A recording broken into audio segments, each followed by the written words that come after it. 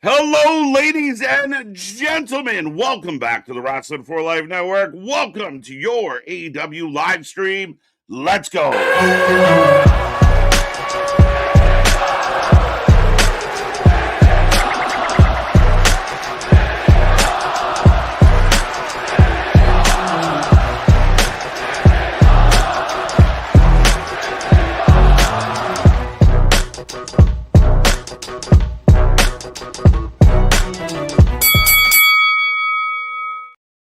Ding, ding, ding. We are live and back at it again, folks. Like I said, we are the Wrestling for Life Network. This is another live stream as we bring you AEW Dynamite tonight.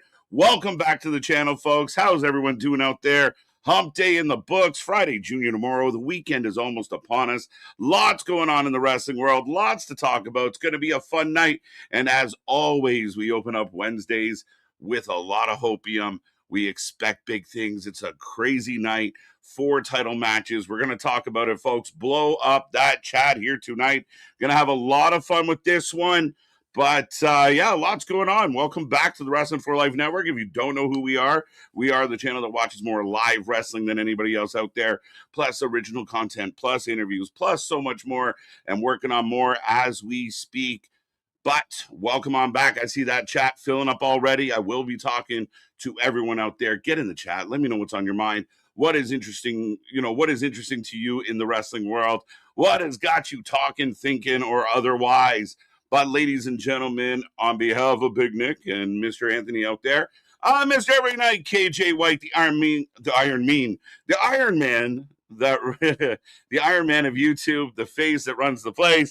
Easy for me to say. That's what kind of Wednesday we're going to be on. I'm telling you straight up right now, it's going to be a good show. We're gonna have a good one.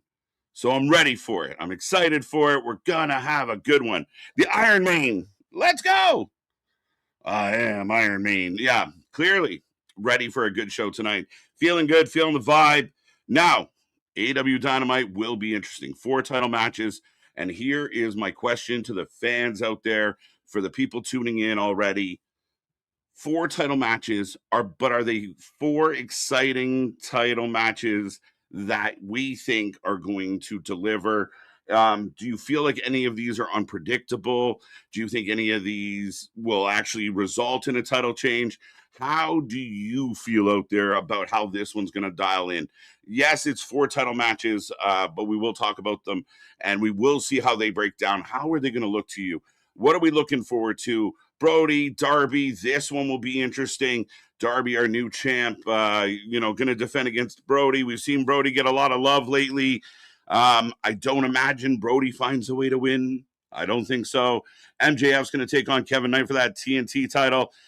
That one's up in the air for me, because are you going to do title for title? Did Darby say, why would I give you the title shot if you're not going to put anything on the line?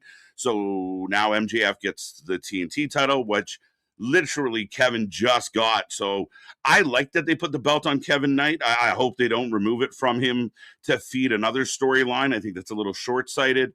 We'll see. What are the other title matches? Women's tag team titles, I do believe, are on the line tonight. The Brawling Birds, Okada taking on Ace Austin. Ace Austin, coming over from TNA, has been a little MIA, so we'll see how he is tonight. Of course, and oh no, the tag. We got a tag match. We'll talk about that one. The women's tag titles are on the line. D and D, or Double D, if you will, taking on the newly formed friend tag team of Sheeta and Stat. Stat's booking's been all over the place. So again, this one shall be interesting. I don't expect much change as far as, Stat and Sheeta actually winning this. So yeah, we'll see how that looks. Roppongi Vice going to take on our buddies Edge and Christian, Cope and Christian, CNC. The Fun Factory going to be in a match. We'll see how FTR gets involved in this, because that's the expectation there. But yeah, Okada, Ace Austin. I don't know. I mean, Ace Austin's a young guy, high flyer, moves fast. Okada's the complete opposite. We'll see if this turns into something unexpected. I don't know. Brawling Birds are going to be in action. MJF will be kicking off the show, by the way. That's already been announced, that the show is going to get kicked off with the TNT title match. So we can look forward to that opening the show. Roosh will be in action. I don't know why this is something that's got a graphic. Roosh has been a non-factor in AEW for several years now. Okay, let's see what Roosh does. This Roosh is for you. I don't know what to tell you, folks, but I see this chat filling up. I am going to say hello in a second. But top three from last night: Spaz, Roman, Damien. Shout out to all three. That is your points in the chat. The more you chat, the more points you get. The more points you get, the higher on the list you go. Super chat, super stickers get you a bonus. So make sure you get in there. Don't forget those super chats, super stickers. They help the channel. They go right back into the channel. Helps us cover all the cost of all this nonsense. And hopefully one day it'll, just cover the cost. But other than that, folks, a lot coming your way. I said it. I'm saying it. I'm positive tonight. It's going to be a good Dynamite. This way later, like an hour and a half from now, when I'm melting down because things aren't going my way, you can at least say I showed up in a good mood. I showed up excited. I showed up ready. Don't turn me into the Iron Maiden. But we will say hello to everybody out there. As again, I'm looking forward to this one. 4 title matches, lots of intrigue. We will see. Zach in the chat letting us know it's National Peace Rose Day. Well, give someone a rose and always keep the peace if you can. If you can. Eric, welcome back, sir. Buddies, can't wait for tonight's show. Happy birthday to Javon Evans, Zachary Wentz, Michelle Pfeiffer, Uma Thurman, and Willie Nelson. That's quite the collection. Willie, oh my God, let's go, an OG. Rush will be in action tonight. Yes, Damien saw that. I noticed you didn't say you were looking forward to it. The leader of the Hopium tribe, Mr. Damien, always says, I'm looking forward to, but he just notified us that one was happening. Cope versus Christian, taking on Trenton Rocky. Yes, that will happen. The Brawling Birds, all the rundown. We appreciate it, sir. Don't forget to tap those buttons. Let's go. Don't forget the reaction buttons down at the bottom. Evan, welcome back. Let's go. Kevin, good to see Clay Lewis. How you doing? Happy Wednesday. Wouldn't be surprised if they take the belts off them, have tension between Chris and Sheeta while they're champs. But D&D just got them, right? Like, that's Megan Bain and her partner, Lenny Cross. I'm making everything up now. But yeah, Cross and her partner, Megan Bain, are going to go. They just got the belts. They haven't done anything. Book the division. You got some options. Where's the inspiration? Does that matter? Where's that going? What does that mean? I don't fucking know. Ken, welcome back. Did you see the crowd in Buffalo last night singing Canadian national anthem? Listen, for two countries that have had some funny national anthem moments, flags being upside down, people forgetting words, all that fun stuff. We've, booed each other's anthems at times. This was kind of a fun moment. If you haven't seen it, the mic stopped working and the fans took over. The thing about that, Ken, a lot of Canadians in that building. I guarantee you there's a good contingent of Canadians that helped that along. So, yeah, it's fun to see. What's up, Jason? How you doing? Did you hear the news? So, yeah, big news. We will talk about this quickly as we still have about 5 minutes before the show kicks off. NXT. So we heard that NXT was going to CW. I said it to Nick last night when we were talking, like, they were just going to put it on Saturdays on the CW. They just, here you go. No. So it turns out there was bigger things at play. So CW Sports is now in a partnership with ESPN Unlimited. CW feels like this is a step up for exposure and everything else, and they're right. So that now means that NXT content will be on ESPN Unlimited. So that to me is crazy. A bigger audience for the CW, a bigger potential audience for NXT. And again, you're seeing how all this kind of works out, right, folks? Everything just kind of filters to, the biggest guy on the block gets all the shit. Sean Reed, welcome back. Let's go. Going to try and stay positive for a good showing in AEW tonight. They need to step up because right now in 2026, NXT has been loads better. We all saw what happened on NXT last night, and it's been talked about. My For You page, I feel like was like 50%, our new buddy, Will Cruz. The kid has taken over the wrestling world by storm. And I know some people might have said, I didn't like it. And, you know, he looked like a fan. It was supposed to look like a fan. Vic Joseph called out, like, oh my God, is that a fan? He's an unknown. He's a new commodity. But all the clips, all the videos, all the little vignettes I saw, you know, he is about to take a huge run at stuff. Like he is a modern day Bam Bam Bigelow by the looks of him. We talk about Lizzie debuting. We talk about Evil showing up, which Evil hasn't officially been given a name or been confirmed as Evil, as far as I know right now. You know, we saw the Evolve wrestlers stepping up. It's a guy, you know, we saw Cam from LFG. We are seeing things happen on that show. It's exciting. There's a buzz. People are talking about it. AEW's got to step up. AEW's got to give some people some things, you know, to the fans that can really dig into this. You know, they are getting swallowed. I saw somebody trying to, you know, hold that the Darby thing was like a great success and it stole so many headlines and da da da da da. I don't think it did. I think it was a fart in the wind. I don't know if it hit the mark. I really don't. You guys can let me know if I'm wrong, but I don't know if it got where it was going. So yeah, we want Wednesdays to be good. We want Thursdays to be good. We want this battle to continue. The TNA AEW stuff just keeps getting more heated. Carlos out there kind of explaining himself, still not good enough to certain people, double standards by certain people, hypocrisy. You know, I think Carlos explained himself very well. AJ Francis is putting everyone on notice. He wants all the smoke. AJ is defending TNA tooth and nail, but all of the things I am talking about are good for wrestling, good for wrestling fans. If WWE or if Raw's lacking, maybe NXT's killing it. If AEW's lacking, maybe TNA is having a good week, and vice versa, right? If, you know, we want the shows, the companies, and everybody to kind of smash it. But also, like Reader said, smash the like button now. Make sure you hit those like buttons. Make sure you comment on the videos. Make sure you hit the little reaction buttons. They help the algorithm. They let the world know you're having a good time over here. So, fun stuff. As I am getting some football highlights or football video, getting ready for this one. Smash those likes. Take your vitamins and clean out your ears. It's time for Wednesday night. I like it, AD. Let's go. Wednesday Night Rants presented by KJ's Crash Outs, where all the things grind your gears, where everything gets on your nerves. Let's go. I like it, buddy. I like it. Let's go. Let's go. Let's go. Going out for the king. Good to see you, Ken. Well, come back. TJ, good to see you. Ronan, welcome back. 4 championship matches tonight. Facts. Bonkers. I'm going to rapid fire some because I am getting the warning.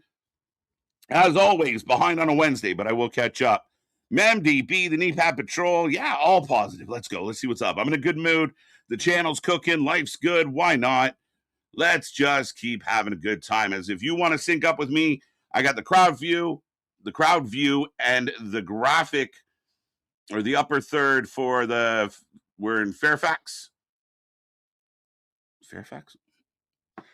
But the crowd's up. The crowd's cheering. The crowd's making noise. There we go. There we go. Folks, are you ready? As I'm going to catch up, like I said, Cherokee George, the Iron Man. Yeah, right? See Money, welcome. Let's go. Jose, welcome back. Bonkers got you. Daniel Barry, Sports Highlights. Welcome back, sir. How you feeling? Eric Isaac, good to see you as always. So tonight, Okada, Ace Austin. We know we're getting that. Finally getting to watch AEW live again. Had to turn it off. Cable when mom passed. T's and P's, my guy. Big hug. But I'm glad you're back at it again. So welcome. And hopefully you enjoy the show tonight. Hopefully AEW has something for you as we go into a video package. Setting up the opening match. At least Broly didn't have to go through a title eliminated. Yeah, no shit, right? Got you. Roll Tide, welcome back, sir. Let's go. Paul Carpenter's with us. I thought I had a weird moment there. See Money. I thought Paul and Jose switched avatars. Safit, let's go. Roll Tide, I see you. Let's go. MDB, Denisha, always a pleasure. Frankie, welcome back. Dennis, got you. Who else is here with us tonight? Roll Tide. Give me Kevin Knight winning. That's crazy. So The only way Kevin Knight wins is if there's some type of play around this match, right? Some type of angle that works in. You would even imagine that there potentially, that's going to happen in the main event as well, as far as the world title goes. So MJF opening the show. Get out your scarves. And I will put a poll up for this one, folks. Let me know who you're taking. And don't forget, we take a rating out of 10 at the end of the night. We want to know what you think about the wrestling. Will NXT still be on CW? Yes. So it's staying on CW. And again, it's not, they didn't sell the rights, or it was Taz is back, but they're in a partnership. So they are going to be using the ESPN, I think it's Ultimate platform, to kind of expand its distribution, though it's still technically CW programming all the way through. It will now be accessible, but that's everybody's just coming together, putting everything on. We're almost going back to cable packages. They're just all built into apps. Like, get this app, you get these 12 channels. Like, again, the wealthy find a way, folks. KJ, it's me, Wesley, calling happy Dynamite Day. Wesley, how you doing, buddy? Welcome back, sir. Good to see you as always. Phil Ospreay, let's go. This man has taken the wrestling world by storm, and all we saw the man do was jump the railing and hit a chubby moonsault, and everybody's talking about him. Everyone, because nobody knew who he was, because no insiders had the scoop. This is a man who signed in November 2024. The WWE agreed to let him finish off his date. Apparently, a haircut was part of the contract. I don't know if that's true or not, but if you notice, he's got a buzz cut. He trimmed down from the mullet. But he instantly came in and made an impact. And because we didn't know, it made everybody talk. He was the most talked about. We've talked about Evil already. We knew Lizzie was coming. We know some of the Evolve talent. But who is that guy? Who is that guy? And he killed it. And right now, like I said, go to your if you follow wrestling the way we follow wrestling, my For You is this guy. John Cena shouted this kid out. He's big, he's bad, he'll body slam your dad. I'm in. That's a gimmick. I like it. As MJF corrects Justin Roberts, NXT is better, so why do we want AEW to do better? I want both to do better. I want NXT to be good, and I want AEW to be in the conversation. I hate the fact that a lot of weeks, and I know fans, that's not true. I mean, AEW is getting dunked on weekly, on the weekly shows. Like, it has had, I don't know of like a great Dynamite we've had since Revolution. The build between Revolution and Dynasty, all the shows in between were rough, unorganized, messy. Last week, same thing. They need to start putting together better weekly shows. They have to. This will wear out. And when you're relying on such a pocket, a small niche, you eventually your luck's going to run out. Eventually the time's going to run out. Eventually the value of what you think you have won't have that value anymore. Spaz Phoenix rising from the ashes with 10 bones in the bucket. Quick notes: the state of wrestling will be tomorrow, not tonight. So much of my support comes from this community. I appreciate you all. Let's all support KJ as we trek through the mud. And again, big shout out to Jake out there, hitting a huge milestone. We're chasing him down, but we love how the families come together. We got a lot of content creators.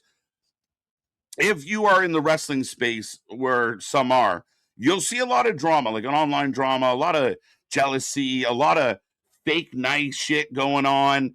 That's never been our jam. We don't get involved in it. We're kind of an island unto ourselves. We've bumped into some gatekeepers in the past, but I mean, when you actually embrace other content creators and work together, and you're not jealous of them or jealous of things they might get, you just do you, and you want to see everyone do well. That's when you create a family, and that's what I think we've done extremely well here. So Spaz, Geekbox, all the folks in the chat, the usual suspects, the mods out there, You all make this go, and we appreciate you. And we love seeing other creators do well. And I love that part of our community has bled into yours. I know some people, oh, what the hell? No, that's what we want. And that's how this all rolls. So save your friends from bad streamers. Bring them to the WFU. Bring them to the Wrestling for Life Network as MJF works over Kevin Knight. Grabs the camera there for a second. 58%. So not a confident vote for anybody. MJF getting 58%. Knight coming in at 24. Nobody getting 18. So that's a high number for nobody. Maybe this ends up in a schmoz or a jump in or interference. Again, I think this match should have a very big impact on what plays out for the rest of the night here tonight. Ham Bigelow. I love that. That is jokes. And I was a big Bam Bam fan when I was a kid. Ham Bigelow all the way. I'm running with it, Jose. I'll give you credit, though. I got to cite my work, but I like it. Ham for sure. As big elbow, back elbow, that is. Down goes Knight. I think MJF wins the title back at Double or Nothing. Well, a lot of people assume that. Here's my dilemma, Damien. If MJF wins the title back at Double or Nothing, just folds up. Knight had a little trouble getting him onto his back. Looked like his feet were stuck under his body. If MJF wins it back at Double or Nothing, they set up Ospreay versus MJF at All In. I would argue to all the fans, how fucking lazy and predictable does that booking become? Everyone's already talking about it like it's preordained. Meltzer's talking. Everyone's talked about it. Oh, Ospreay, MJF. I'm straight. Like, I would understand them trying to kind of deviate and maybe coming up with a plan B, because to me that's been so telegraphed. It's crazy. The other wrestling's the predictable wrestling, isn't it? This is the company that surprises us, isn't it? I got at least 6 surprises last night on the NXT, and I'll tell you what, we definitely had more yum-yums. If Will Cruz, a.k.a. Phil Ospreay, I seen you use that today. That's fucking good, too. Can cut a promo. I'm all in on his stock. I think he can cut a promo. I saw some videos. Again, it's different when you're just cutting, shooting the shit and cutting a promo with your buddies. He looks like a guy that likes to chat. He looks like a guy that wants to be on the camera. He looks very comfortable, kind of outgoing, wacky. Not your conventional wrestler look, but we need more of these big guys. Where did the big guys go? A diehard, avid supporter of Kevin Owens. Kevin Owens was a big guy or a chubby guy that could do a lot of good high flying shit. And now we got another one, and I'm all for it. As we get a nip up, Kevin Knight in charge. Cruz is a mix between Bam Bam and Kevin Steen. Bing. I'll take it. What's up, Guardian, by the way? Just in case I didn't say hello to you, Bradley's back at it again. How you doing, Bradley? Let's go. Wham, bam, Bigelow, ma'am. It's Kevin Knight just dragging MJF by the foot.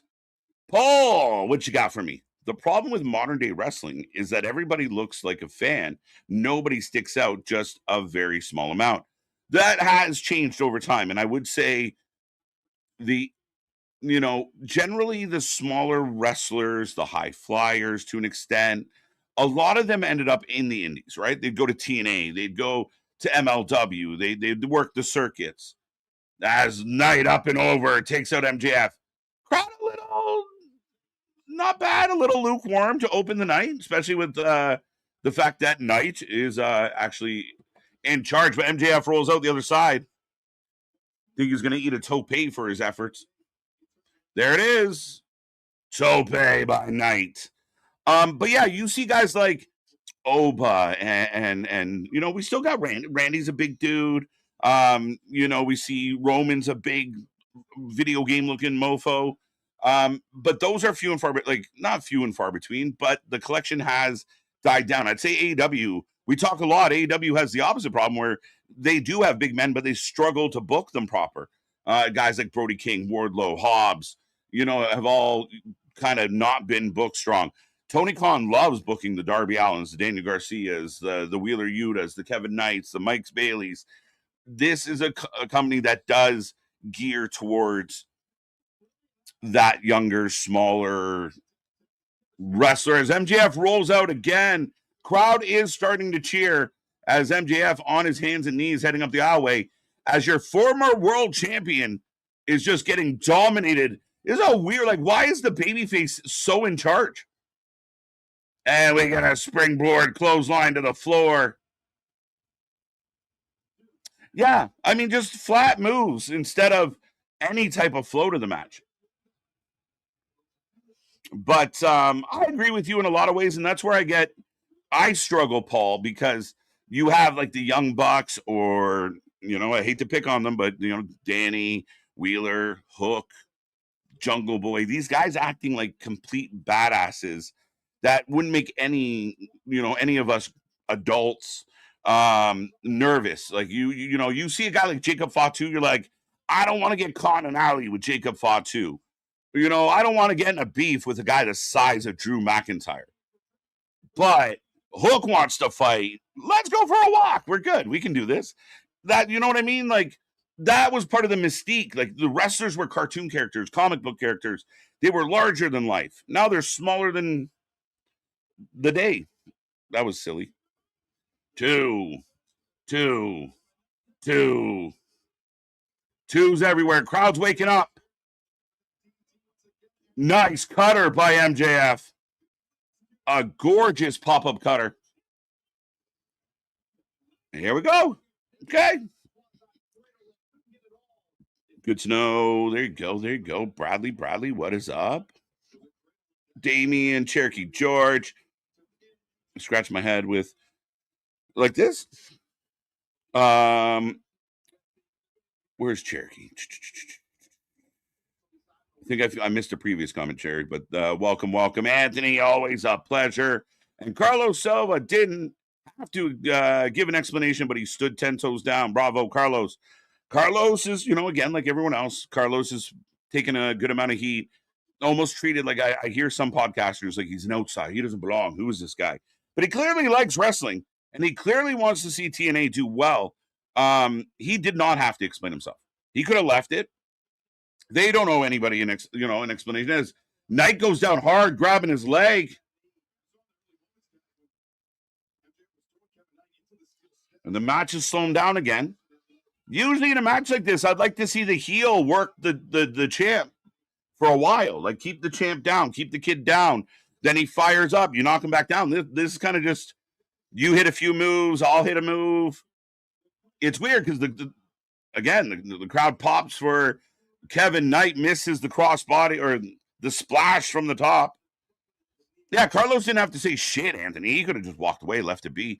But you're right. He put 10 toes down and he explained his side. And if people are going to run their mouth, and if people from your company are going to speak on the company's behalf of how I conduct business, then I am going to answer. I am going to say, as Kevin Knight can barely walk, super kick.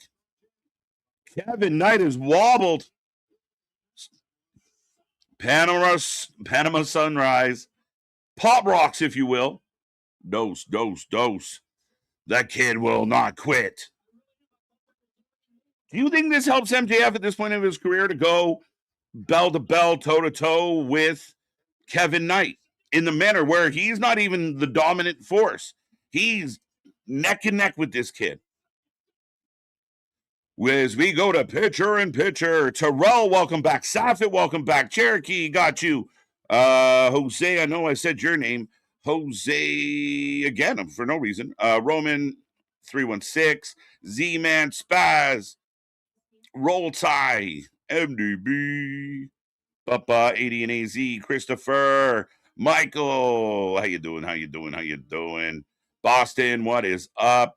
Converted Anthony into a Bruins fan. That's disappointing all the way around. Such a nice kid, and you're going to corrupt him with the Boston Bruins. Get me intrigued to who I'm seeing on screen. Will Cruz accomplished that with one moonsault. Facts. There are people that actively had matches on that show and in the last week of wrestling that we talked about less than him just hitting one moonsault. And this idea with the fan base of like, I didn't have his cage match bio profile before he debuted, so I don't like it. That is crazy talk. Like again, the IWC hates predictable, hates change, hates being surprised. What do? You just ignore the people that bitch all the time. You just ignore that realm of this whole situation.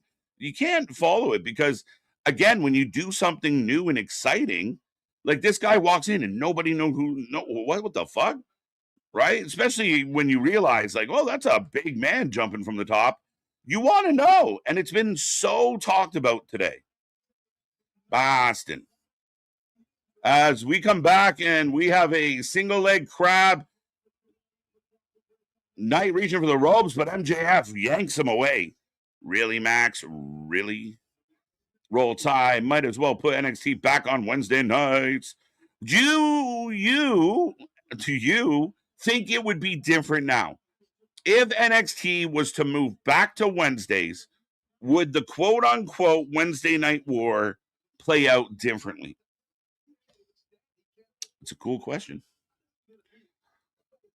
So starting with the title match and ending with the world title match is already showing me good structure. How will Tony? Well, I agree with you, and I said that. Like you open with this match. This match has implications for the main event. You weave it through your show. Perfect. I still don't necessarily love this match being so 50-50. Big frog splash. Grabbing the leg, can't capitalize. Spurs. They traded Kyrie for Io's husband. Facts. Those. And listen, everyone out there freaking out about Evil, and I saw one lady out there trying to act like she fucking has a grip on the world of wrestling, shitting all over the feta. How could you dare put Evil in NXT? He requested it. And if the Hall of Famer AJ Styles tells the world, I wish I would have went to NXT, it would have helped me so much to do a round in NXT. I think everybody should go to NXT. I'm going to trust AJ Styles, not your some blown up delusions of grandeur for the latest signing. A lot of people out there, for those who don't know, Evil's a little polarizing. Some people out there don't think he was that good for New Japan. They don't think he was a very successful champion. A lot of people, However, now he's in a place where he can develop, learn, and grow. But this idea that how dare the list of names that have gone through NXT means anybody can go through NXT. So the fans out there need to knock this shit off. If you are coming to the big leagues, you have to go through the minors to get brushed up and ready for the world you're about to step into. And they are going to do everything they can to prepare an athlete, prepare their investment to maximize how much they can return on it. Period. So anyone out there, if you are about to tweet out about, I can't believe so-and-so signed and went, it's a dead argument. It instantly makes you look like an unintelligent wrestling fan because it is recommended by some of the highest wrestling IQs in the world have recommended that type of process. And if you're coming from another country, even more reason to get adjusted living here, living in a new country, adjusting your lifestyle, adjusting your daily routine, getting into a rhythm, feeling comfortable. You throw someone out there and watch them get eaten alive on the main roster, and then you bitch about, oh, I thought they were going to do something, but this guy's not very. Yeah, exactly. Okay, it works. It's worked. And again, are there exceptions? For sure. For various reasons, there can be exceptions. But 90% of the talent coming in from other places need the little brush up, and that's okay. Big low blow by Kevin Knight. What? Where is Nick? Oh my God. Somebody check on Nick. Kevin Knight with the low blow. The heel, the devil, looks like a bitch again. Kevin Knight carried the vast majority of that match. It was a good match. But then MJF loses again. He's not going to let, here he goes, chop block on that sore leg. Here come the boos.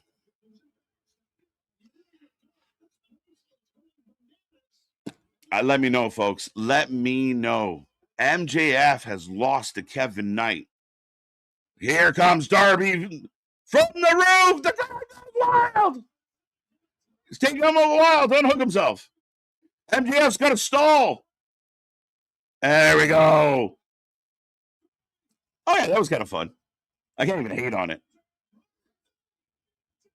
Scorpion death drop. There goes MJF again. So he loses. Looks like a bitch. Darby comes down from the fucking ceiling. MJF looks like a bitch again. Man, you are not allowed to call yourself the devil. At best, you might be a little bit of an afterlife disturbance, an angry spirit, but you are nowhere near the devil because you get bitched out and slapped around and tricked so often. How the fuck do I get any type of watch out for this guy when he always takes L's?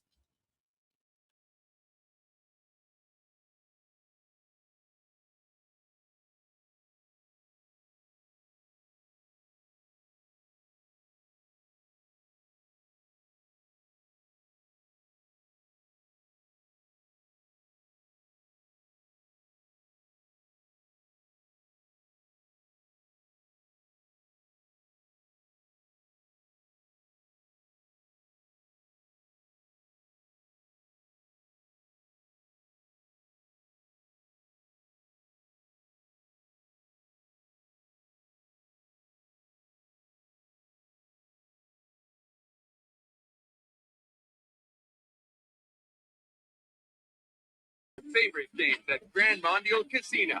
Why would you?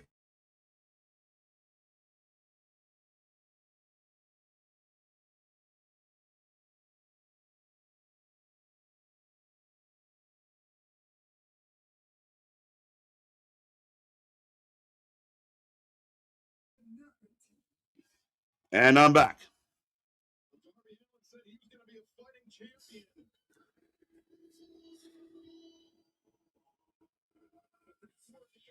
Yo, we're gonna do Darby and Brody right now, ladies and gentlemen. I know you're saying I'm muted. I know the system had to. I don't know what the fuck it just did, but everything's back on. Correct? Give me a thumbs up in that chat.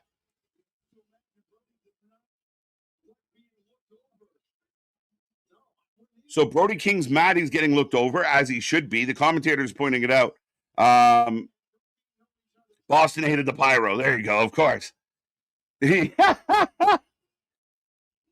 back. Thumbs up. Thank you, folks. Thank you. Weird little hiccup with the system being live as much as we did. I was actually nervous it was going to go completely down. The Dutchie came running. What's going on? I'm good. I'm good.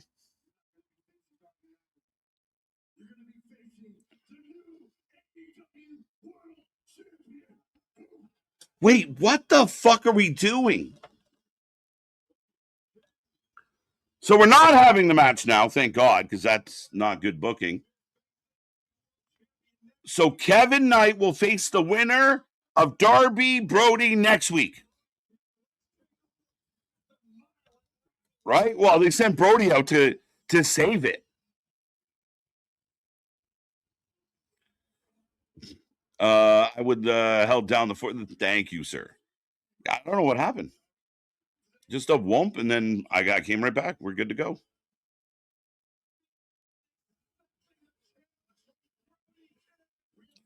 Yeah, no, it's not happening. I was corrected. When Brody was coming out, is this whole video package is good?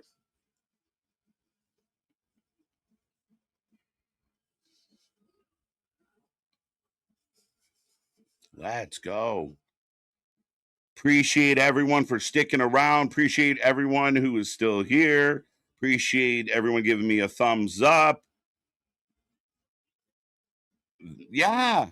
So Evan, like, yeah, you don't want to do that, and you don't want to overlook him. And Brody, like, the only thing you could do in that scenario is Brody comes out and says, "You won't be facing Darby. You're going to be facing me." So Kevin Knight, again, instead of putting your TNT champion in like a mid card feud, you got him fucking around with the world champion. I don't quite get it. What's up, Corey? How you doing, buddy?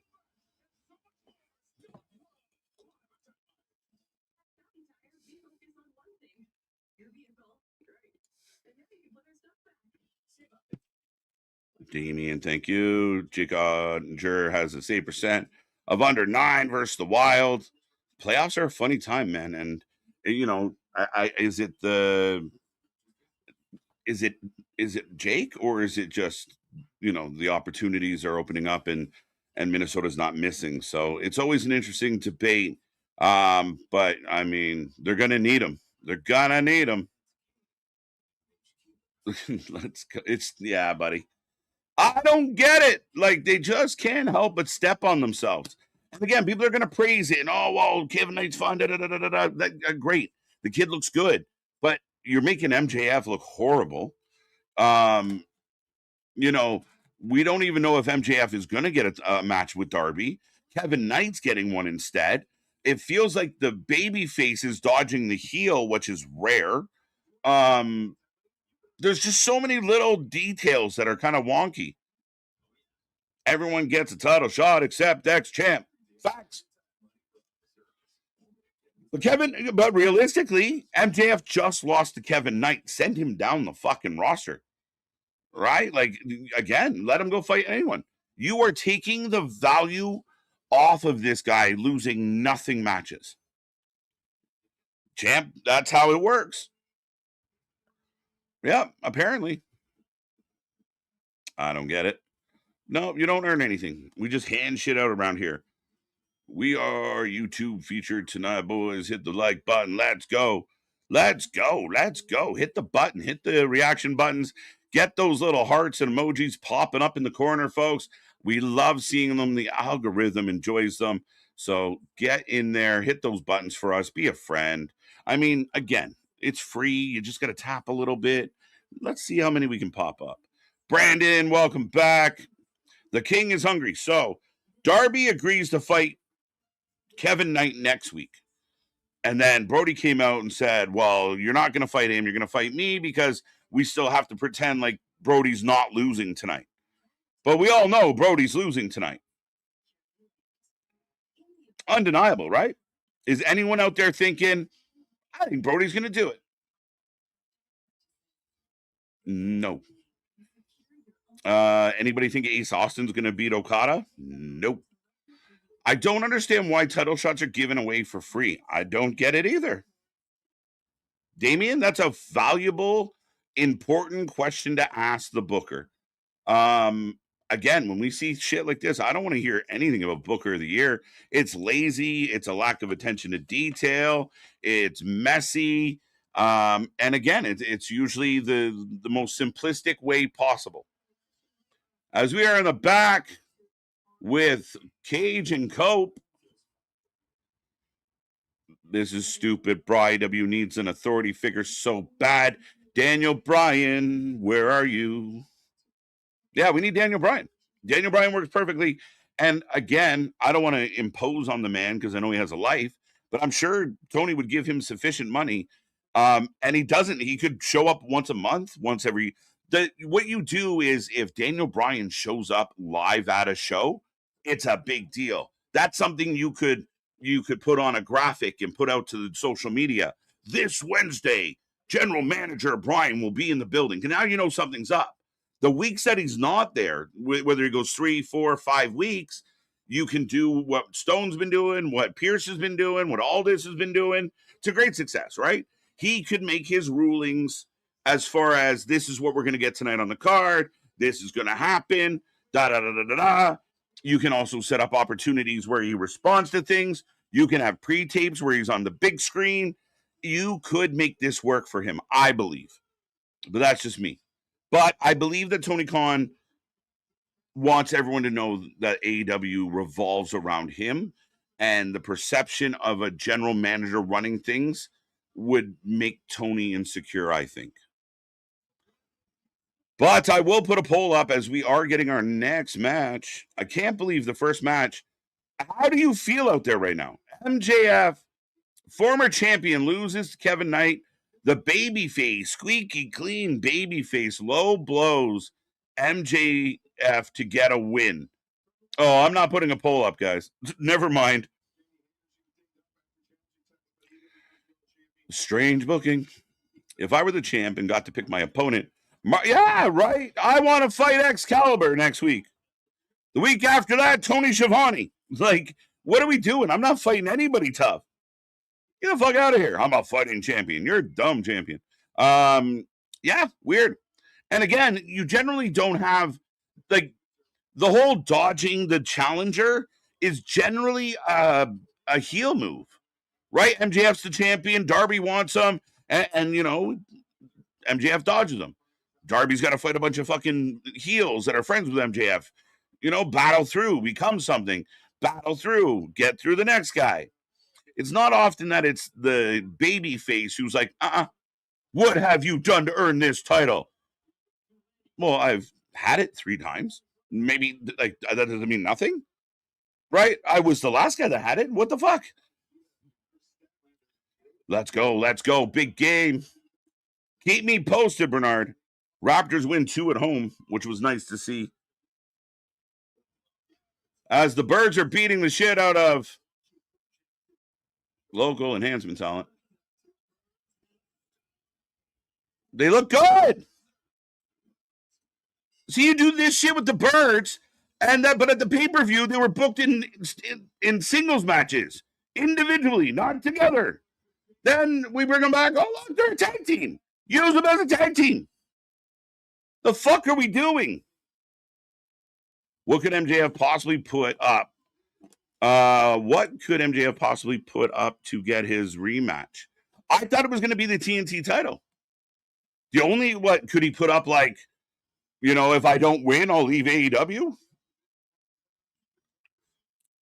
What if the plans have changed? What if it will not be MJF and Will Ospreay at All In? Will that bother people? As right now we are getting some social media pics from the draft. Swerve Strickland, who we've seen around wrestling and around the world, just not at the wrestling shows. I'm really glad Brody is getting a title shot at least, but is it a wasted title shot that none of us believe in? We got Thekla and Sky Blue.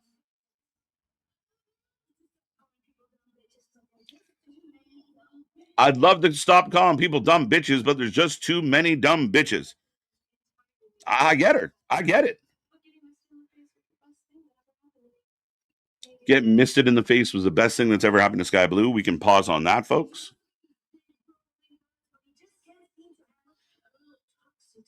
Okay. Yeah. So now Thekla's kind of cutting a promo on the Brawling Birds, but the Brawling Birds, if they're going to be in a rivalry, should be in a rivalry with the Twisted Sisters, not the singles champion. They want tag team gold. They don't want singles gold. I'm sure it would be nice, but can we focus somebody in this place? Can we honestly take some meds and just focus for a couple hours? What are we doing? But we're going from title match to title match. As up next, Okada will take on Ace Austin. Ace Austin, of course, coming over from TNA, as mentioned earlier. Unfortunately, has not made much of an impact. You heard me. Over here on Dynamite as of yet. But get your votes in. The poll's going up. Who you taking? Who you taking? I want to know. Where's AEW's GM, Christopher Daniels? It was interim. Then they beat him up. Then they fired him. Then they beat him up again. Again, he's not the guy. Actually, you know who might work? Because he's a good promo and people love him? Adam Cole. But Daniel Bryan is the guy. But I'm thinking of If he's not available, who could you tap? Michael Nakazawa would get a ton of title matches against me. Yeah, facts. Are there any challengers for the TNT belt? No. Kevin's busy fucking around with with MJF and Darby, and create a mid-card division, a mid-card. This idea that everyone's free floating again without structure, everyone becomes meaningless. As here comes Ace Austin with Rock Hard. You heard me.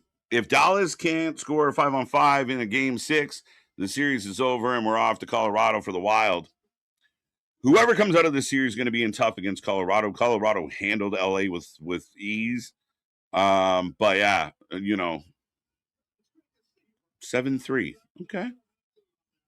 Brody Allen will be very bloody match. Yeah, probably, maybe. I don't know. Would it? It's not a big blood feud kind of vibe, but yeah, I could see them bleeding just for the sake of it. Right? This champion comes out every week and bleeds everywhere. Okay. AEW just gives AEW title shots for free like candy. Yeah. And this idea of just, like I keep saying, you got the Brawling Birds get put together. They do vignettes. They come out and they have matches. And then on the pay-per-view, they're in singles matches. Why are they not competing in the tag team division to make the tag team division better? I don't know. You give the belt to Kevin Knight. Great move. I thought Kevin Knight, as a guy that I didn't pick to winning was a good move. Good job, Tony. Young and up-and-coming guy. You can give him really good matches. You got Kevin Knight as the TNT champion. You could set up, a lot of high pay. Ace Austin, Pac, maybe even a Daniel Garcia if Danny could figure it out. You have options for these younger, more athletic guys to have really fun matches with a guy like Kevin Knight, even Speedball. But now, instead of Kevin Knight in a mid-card division that matters, Kevin Knight's fucking around with this shit. And it all becomes meaningless. But he beat MJF. That's big for him tonight. Yay for him. Good for MJF. I mean, as far as putting the kid over, how does this benefit? How does this tell the story? I don't know. Right? It's arbitrary. And that's the frustrating thing if you're a fan of anything. Rules matter. Being arbitrary and just all over the fucking place lacks structure, which lacks story, which lacks interest. Rants, welcome back, my friend. They will, the way they portray MJF every single week is wild as fuck. Love MJF, but he does the dumbest heel in the business. Facts. Rants, I just had a bit of a rant earlier about that. Of MJF's the devil, MJF's, evil. MJF's the guy that will stab you in the back, and you want to watch out for this guy. Nice DVD by Ace Austin. Wow. Ace Austin showing off his the muscles. Biggest thighs in wrestling. Okada hitting the turnbuckle. Here comes on. Big kick. Really weird how they structure some of these matches. Well, I talked about it earlier with Kevin Knight. Like, you have a babyface heel match, and the babyface carried the match. It was really odd to watch. As Ace Austin misses the clothesline, and one handstand on the apron, and Okada gives him an applause. Well, there's another kick. Like, Okada getting worked out, to me, makes no sense. Like, I feel like Okada should control 80% of this match.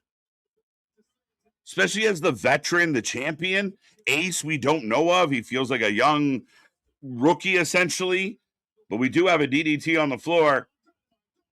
As we go to pitcher. Montreal over Tampa 2-1 in the second. Let's go. I'm not the biggest Montreal guy, but I'd rather see them move on. Why doesn't Speedball get a TNT shot? Again, you have a story right there on a platter of, even if you do a babyface matchup where they're friends, but Speedball wants to give it a go, and they have a respectful one-on-one babyface match. Great. It'll cook. But that's what you should be doing with these guys. Moxley fighting the Luchas. Chris Jericho in there with Ricochet. The fuck are we doing? Like crazy. I don't get it. I just bought this sports car, but I put a fifth wheel on it to drag this giant trailer behind me. The fuck are we thinking? Spaz Jose. I love how after Ospreay got kidnapped last week, they went to an interview with Alex Windsor right after, and she acted. Yes! Inconsistencies. How do you start this show and you haven't even mentioned it? Why is that not something we're talking about on this show? Oh my God. Where is Will Ospreay? Is Will okay? Dufresne search party? What are we doing? I don't get it. Yay, Brawling Birds versus Jobbers. Match means nothing. Okada's 69% of this vote, by the way. Danisha with 2 bones in the bucket. KJ, where are the Inspiration? Are they signed? They are signed. I believe they're doing some stuff in Ring of Honor occasionally. Another example, I really do believe that Tony Khan is signing talent to embarrass them, prove to him and his people and his like-minded folk that, look, my tag team beat that tag team. My AEW tag team is better than that tag team. And then that tag team goes away. Like everyone's talking about MCMG is going to go to AEW and da-da-da. Get excited. The WWE did shit with them. It's sad. But they're going to come in. They're going to take an L to somebody like the Bucks, and they'll fade. There is no tag team division in AEW. There is no mid-card in AEW. It's a mess. Nothing's organized. Nothing's situated. No, there's no rank. Everyone just shows up wherever they want. And the Inspiration showed up. They debuted on a house show, essentially. And then they come out on Dynamite, lose, and they're gone. Bye. You collect your money. I signed you just to embarrass you. You collect your money and do some odd jobs until your contract runs out. Tell me when I'm wrong. Tell me if that sounds completely bullshit. I'm all ears because I know the AEW fans out there tell me all day, oh, you're crazy. Am I? Darby is losing MJF now at Double or Nothing. Now that's a guaranteed. Is it though? Why? Why is that guaranteed now? Because he's losing here? What changes? How does MJF work his way into this match now? And again, you devalue a guy. Maybe MJF's not the guy to go up against Ospreay. Well, are we going to have Ospreay versus MJF? Tonight's match, the 0-15 Will Ospreay against the 0-13 MJF. Okay. Great. It would be like Roman and Cody giving title shots out for free without earning them. Yeah, I mean, when occasionally, like an exception, like Cody Rhodes had a match with, was it Carmelo? Wasn't for the title. You have to earn title shots. And there's nothing wrong with having matches or ever having a title match. To me, what they're doing with the world title right now is something you would do with, the IC title or one of your lesser titles. They've got it on a mid-card talent, and they're treating it like a mid-card title. It's not the hardest belt in wrestling to win. No, you just got to show up on the right night. You might get a shot. All right, when they give out title shots like Pez, the fuck are we doing? It's funny how we all said TK needs to focus on MJF, Swerve, Ospreay, Fletcher, and Takeshita in 2026, and so far nothing. I agree with you, Jose. And this, again, why I'm so frustrated, why I'm vocal about the product I have to watch on Wednesdays is because once upon a time it felt cool, it felt exciting, it felt edgy, it felt different. Not everything was, especially in the early days, you had to kind of clean out some really messy indie stuff. But they did that and they got better and they got exciting. It was way more fun to watch AEW for a long stretch of time than it was to watch WWE. But AEW's got to really kind of start figuring out how to make this make sense. They have to find a way to make the wrestlers. There's a difference between your superstars and your mid card guys, and if you do not develop that, everyone just gets the same kind of and you lose all your casual fans because they don't know who to get behind. They want to get behind somebody too. Like here's Ace Austin, a guy we barely see, has controlled 80% of this match against Okada. And the match ain't that great. Great leg drop, though. Big boot by Okada. But the booking's got to get better. And when people talk about Booker of the Year, it bothers me when, even Sports Illustrated, he's our Booker of the Year. Is he really? Is he really? The guy making these decisions, that's the guy you're going to lean on as rookie, Booker of the Year? Really? Why? Help me understand. MJF, Swerve, Ospreay, Fletcher, Takeshita, Kenny Omega, none of them feel like a big deal. They're in nothing matches with nobodies and they're losing. Ospreay's getting kidnapped by Moxley. You book Moxley like he's Hulk Hogan in the 80s. Makes no fucking sense. Darby's your champion. You build tag teams to have them fight singles matches, right? Think about the first ever women's tag titles. They go to Harley and Willow instantly wins the TNT title. What the fuck are we doing? The complete lack of focus from the booking is crazy. And anybody complimenting it and ignoring the messiness of all this, all right, I guess that's what you're into. As Okada just pops Austin, but then Austin no sells and ducks the clothesline. 2, and we get a deep 2. Callis is up, freaking out. Big drop kick. Why did we need the second drop kick? Just end it the first time. Tombstone in the middle of the ring. And now he's going to... Why would you follow a tombstone with a clothesline? Anybody? I'm all ears. What the fuck are we doing? What are we doing? And finally, Ace Austin is put out of his mercy. He carries most of the match, eats the shit at the end, unnecessarily eats more than he needed to. And thank you for coming, Ace Austin. We will not see you for another couple months.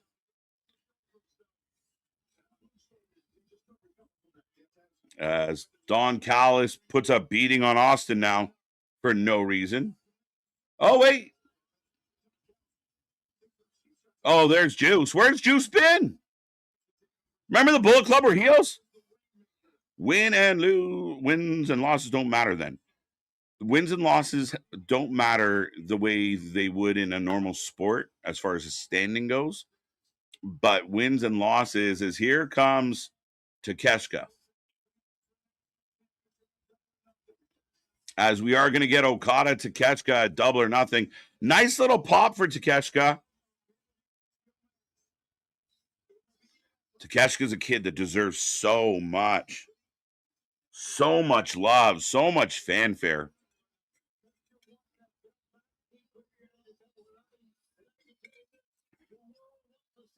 How we doing, folks? I do think we're about to head back into a commercial break. I will say this, the first 50 minutes have gone pretty quick for me. I don't know how you feel out there, but I think it's been at a good pace. Brian should be the GM for sure. FTR versus Christian and Edge, official for Double or Nothing. When did I quit? A tag team I quit match, okay? I did miss that. I think that was during my freeze. Brawling Birds for the win. I got to catch up, folks. If I miss your comment, make sure you throw it back in the chat. We got you. Oh. What is this one? 2 people today told me Liv is a Mercedes knockoff. Like, what the fuck? Pulling up Mercedes to head up Bailey's school. Come on, bro. Again, just the madness of it all. And once you know a person will go that far, you just get to delete it and just you don't even have to fight because it's just nonsense. You're never going to win. As now we go to the mean streets of the Old West. It looks like a Bandito vignette. The Roman Reigns. Jets versus Browns. Okay. Elbow drop. That's crazy. I deadass completely for Tony signed the inspiration. Completely deadass completely. Yeah, 100%, man. Like it's literally just to me. Look, my guys. Oh, wait a minute. It should be Bandito, right? But that.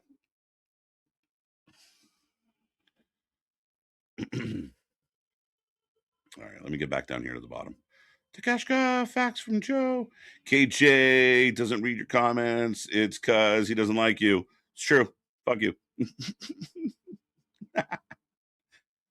Oh, it's. Okay, so Swerve is in the Wild West and he's looking for Bandito. So Swerve's coming back and he's going after Bandito? Your voice is going. Yeah, it's been a long month. Ace Austin is a loser since signing with AEW. Having very competitive match with their top guy, Kevin Knight, loser mostly since signing, just had a 25-minute match with their top guy. What the fuck are we doing? Again, no rhyme or reason, no gradual growth, just plug and play. It's like we said, it's very video game-esque. It's very not based in a reality of all. You don't care really for the realism.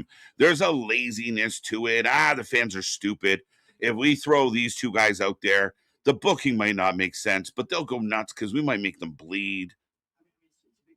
Right? Am I wrong? I don't know. Yeah, here's your voucher. I truly believe, specifically with the TNA talent, but I also believe that Tony does it with the New Japan talent as well. Of they bringing them in just to make the AEW guys feel good.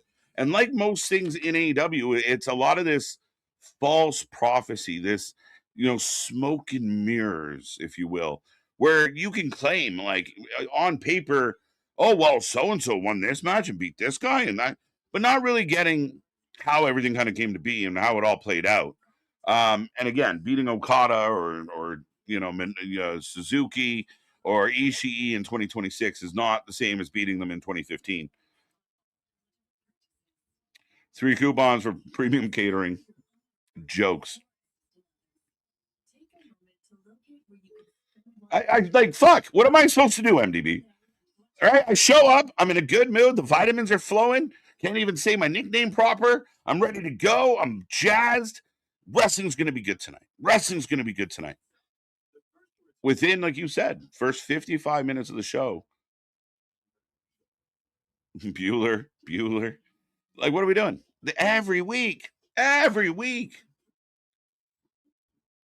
didn't show up wanting to hate this shit. I showed up hoping that they'd figure some shit out.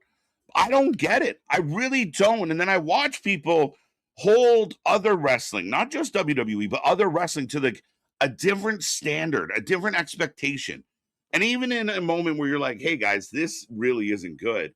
Even if you get one of like a Meltzer out there to kind of waffle a little, it's always like, but because of this. Or yeah, but look what they did. Like it's always that they suck. That's so we can suck too. The excuses have gotten too old. The repetition has gotten too old. And I see guys, it's crazy, but guys like Jim Cornette are like, I'm not even going to fucking cover this shit. Now, I guarantee he's going to be back like a ball of fire with all the shit that's going on with Darby and MJF. But if people are giving up on the show, even your critics are starting to give up on the show. Even the people are getting tired of just being like, yeah, the booking sucks. Yeah, again, it's just the only way I can do it is I show up on Wednesdays lying to myself. like being in a talk, and she's not going to hurt me this time. She's not going to hurt me this time. Ah, shit. That's what this is like. Sucker for punishment. I'm praying for Cody's left eye, too. Ooh. As now we go into some weird crawl space. This is so odd looking.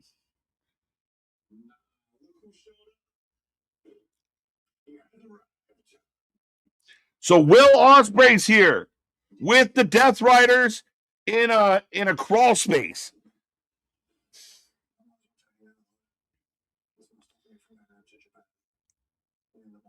Takeshita about to look to be looking at evil like Squidward watching SpongeBob and Patrick have fun outside. Facts. What is this? Pac's not happy. And we got Bubbly. What the fuck is this? The fuck is this? Really? Someone explain this to me. Did Moxley just finally wake up on the right side of the bed? What? Why? Who is this playful, happy-go-lucky, bubbly Moxley? And what the fuck is Moxley supposed to teach Ospreay about wrestling? We know Moxley can't wrestle. The fuck are we doing? They really think this is art. He really thinks they're creating something cool. What the fuck are we doing? Access baggage, exactly. Moxley just defined himself perfectly. When it comes to AEW, the Death Riders are access baggage. We do not need it. Exactly, Moxley. I agree with you. What are we doing? Someone fucking help me. It's the dumbest shit ever. The fucking last week, and then his heart, and Moxley's heart grew 3 sizes. What the fuck are we talking about?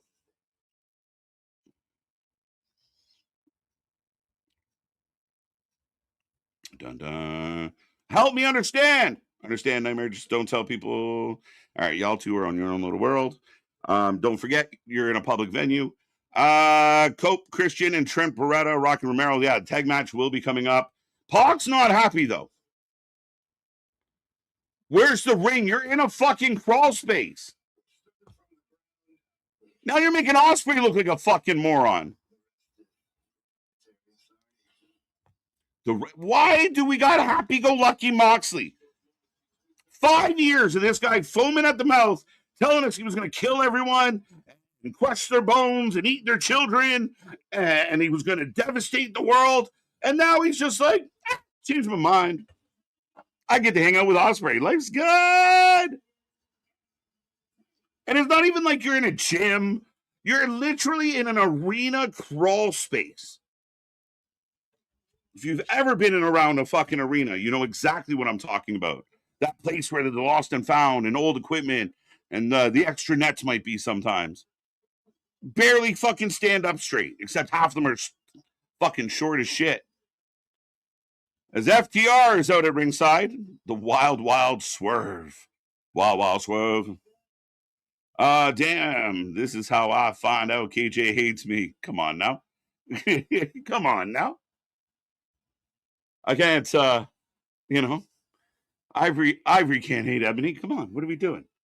We have a triple threat match on Evolve, Harlem Lewis, Aaron Rourke, and Braxton Cole. These names are fucking atrocious. But here comes Cope. Best viewers, right here. Why is Swerve in the old Western town? Why is Swerve looking for Bandito? And if someone has the answer and I just can't think of it at the moment, I'm all ears. But I don't get it.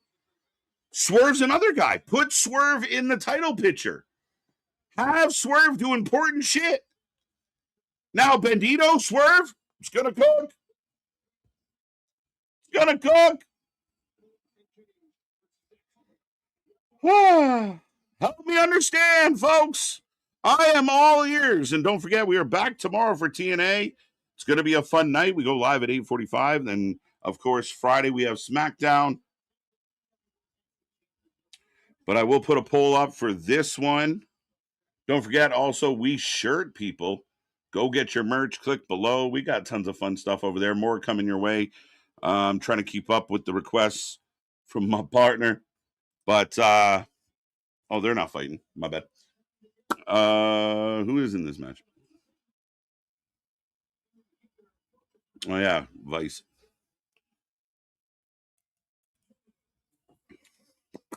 All right, folks, get your votes in. I imagine FTR is going to fuck this one up. Bandito package didn't they already use? So they used the Bandito package, but I guess Bandito, when he's not working, he lives in the Wild West. He lives in Old Town. So naturally, that's where Swerve went to find him. Clearly, he doesn't live in a house, of modern era. He doesn't, have a driveway or live on a residential street. It's Bandito. Clearly, he lives in the Wild West, right? The fans like flips. Who cares about continuity? Facts. And that maybe is that part of the argument, but then maybe don't do stories at all. Just do like you're becoming kind of like WoW, right? Like Glow, where you get like a promo match, not real a whole lot of story or rhyme or reason. Just like I gotta fight the farmer's daughter and I hate her and I'm gonna beat her up. Match. Maybe that's what they should do. Because their storytelling is fucking awful. Cowboy shit. W Swerve. Let's go. Whoa, you're only smoking mirrors. All right, again.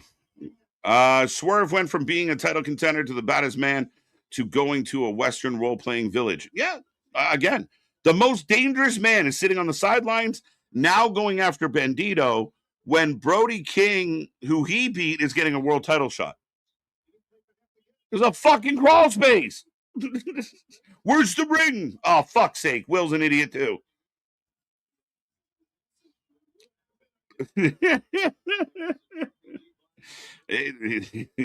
Facts.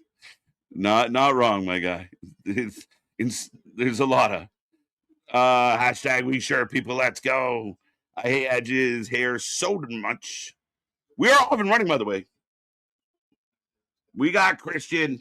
We got Rocky. Again. See, I gotta stop clicking on that shit. 12-time tag champs. AEW putting WWE stats. Let's go. We have Swerve go after Darby and Bandito go after Knight. Yeah, I could be okay with that. It could work. Come on, man. What the fuck are we doing with Ospreay? People are mad about like Cody Rhodes booking or mad about, so-and-so storyline. Shut the fuck up. You have Will Ospreay, arguably the Billy Goat of your company, and you're letting Moxley pull him down. And Moxley, who was a heel for years, who kind of made a half babyface turn until Ospreay came back, which forced him to go heel, which then led to Moxley beating Ospreay, which I guess because Moxley beat Ospreay, he is now better than Ospreay. Therefore, he can teach Ospreay how to be a better wrestler because Ospreay's so banged up he can't fly around anymore. So we're getting ground and grapple Ospreay. And the whole while, there is John Moxley giggling and poking Pac's belly. And what the fuck? Do you have a crush? What are we doing? You're a grown man. Oh, Will's here. Oh, Will. The fuck? As Trent Beretta taking down Copeland. Edge looks like he's wrestling for the minor leagues. Edge looks like the washed up veteran pitcher that ends up in the minors. Just bitter. This fucking Bull Durham. For the old folk out there. Just looks weathered. 12-time tag team champions. AEW putting up WWE stats. Yeah, right? Baba. I Edges. That's so funny. Don't forget that Brody got a title shot by beating Leo Rush. Facts. The show has been straight up 2 hours or an hour of what the fuck? Facts. Let's go. Christian is wrestling with a hairline fracture. Is he? Did they say that?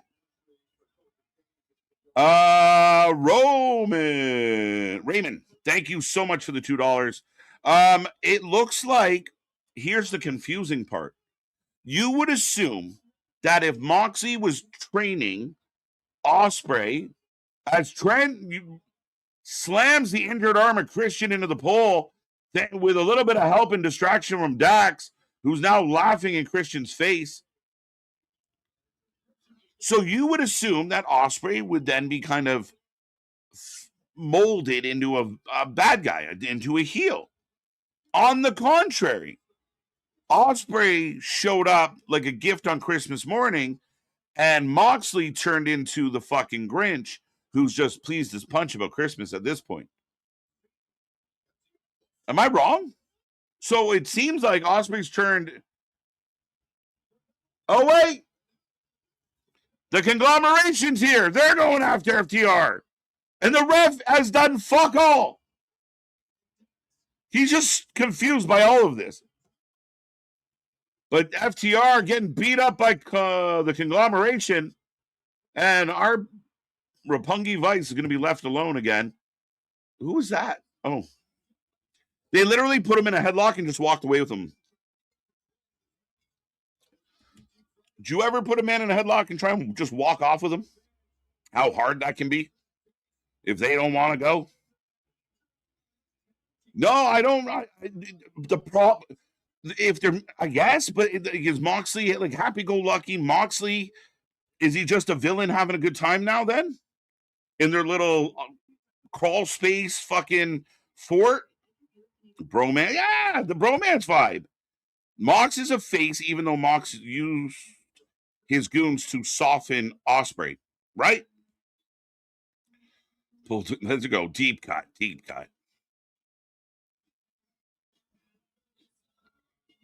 But what up?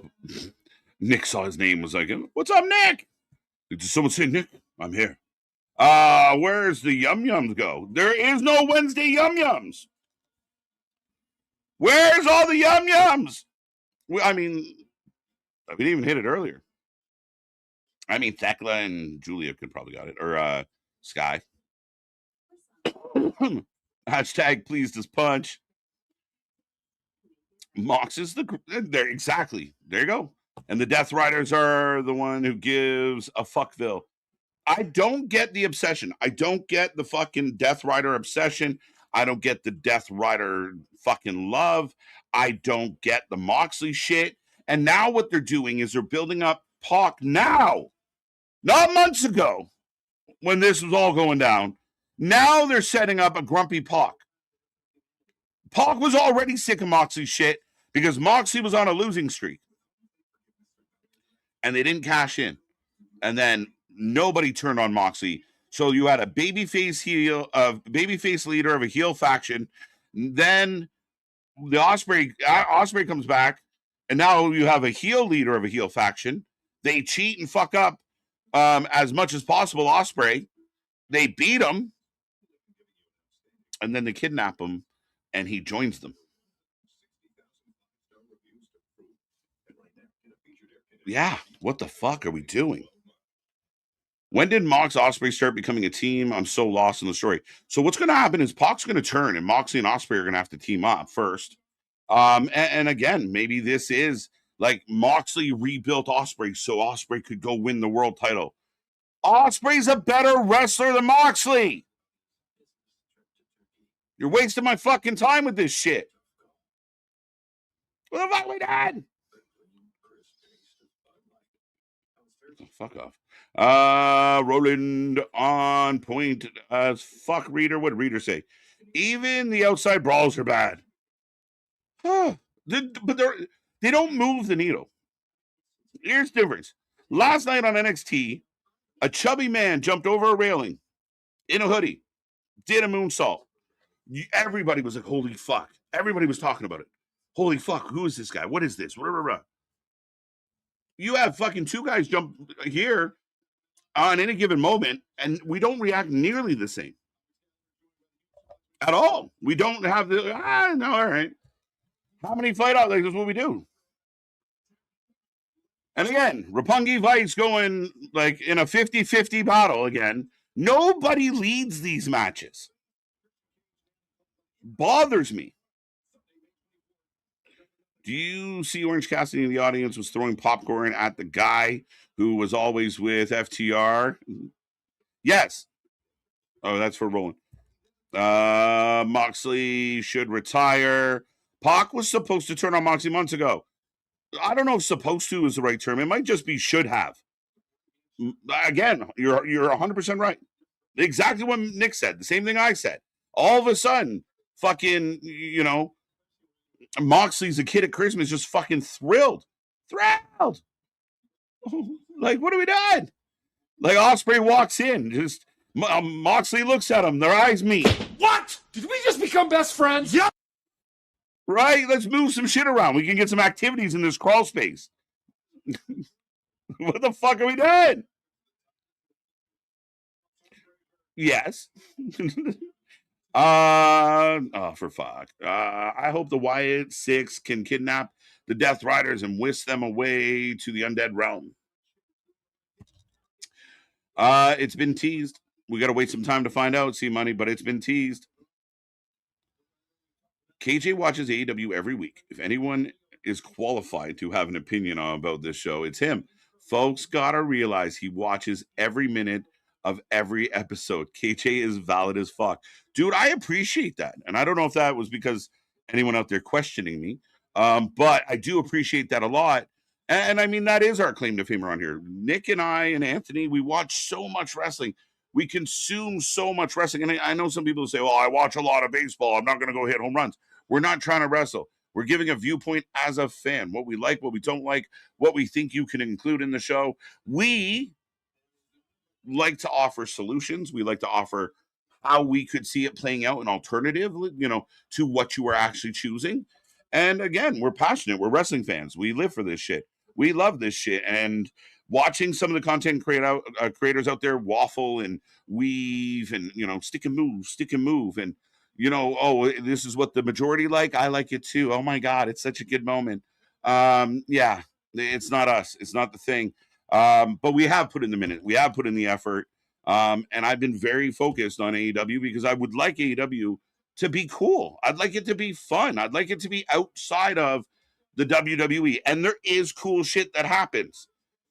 But internally, it's what's letting me down. What's hurting me as a fan is just none of this. None, like all this. And yes, tonight, I will say, holy fuck, they did a lot of good shit in the ring tonight. Decent matches. But it all for naught. You heard me. Jamie Hayter is definitely, I know, we kind of missed. Yum-yums. There you go. A belated yum-yums for the ladies that were on already. Nick Chubbs.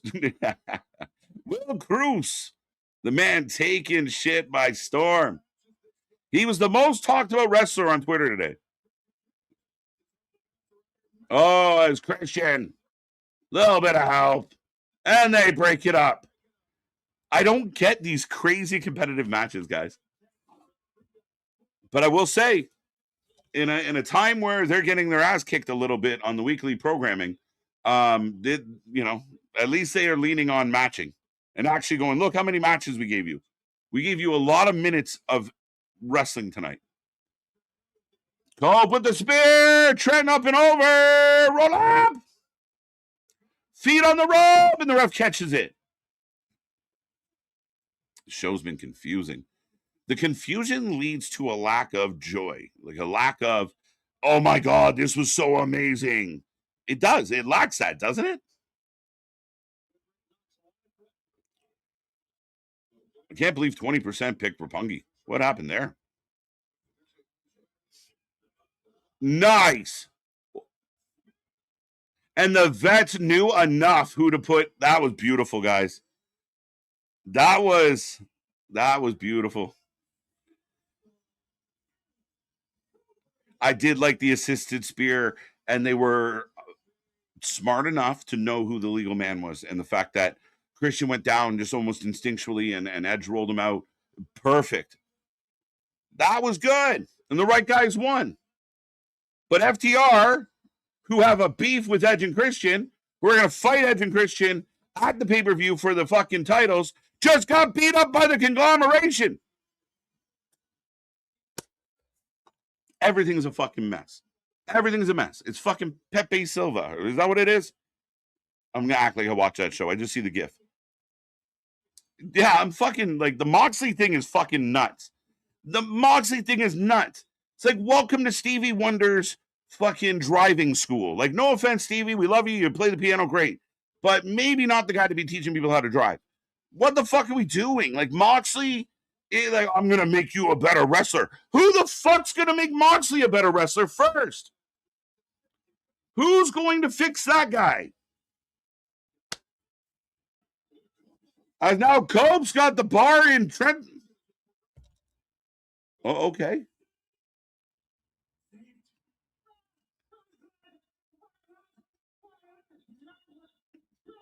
What is happening?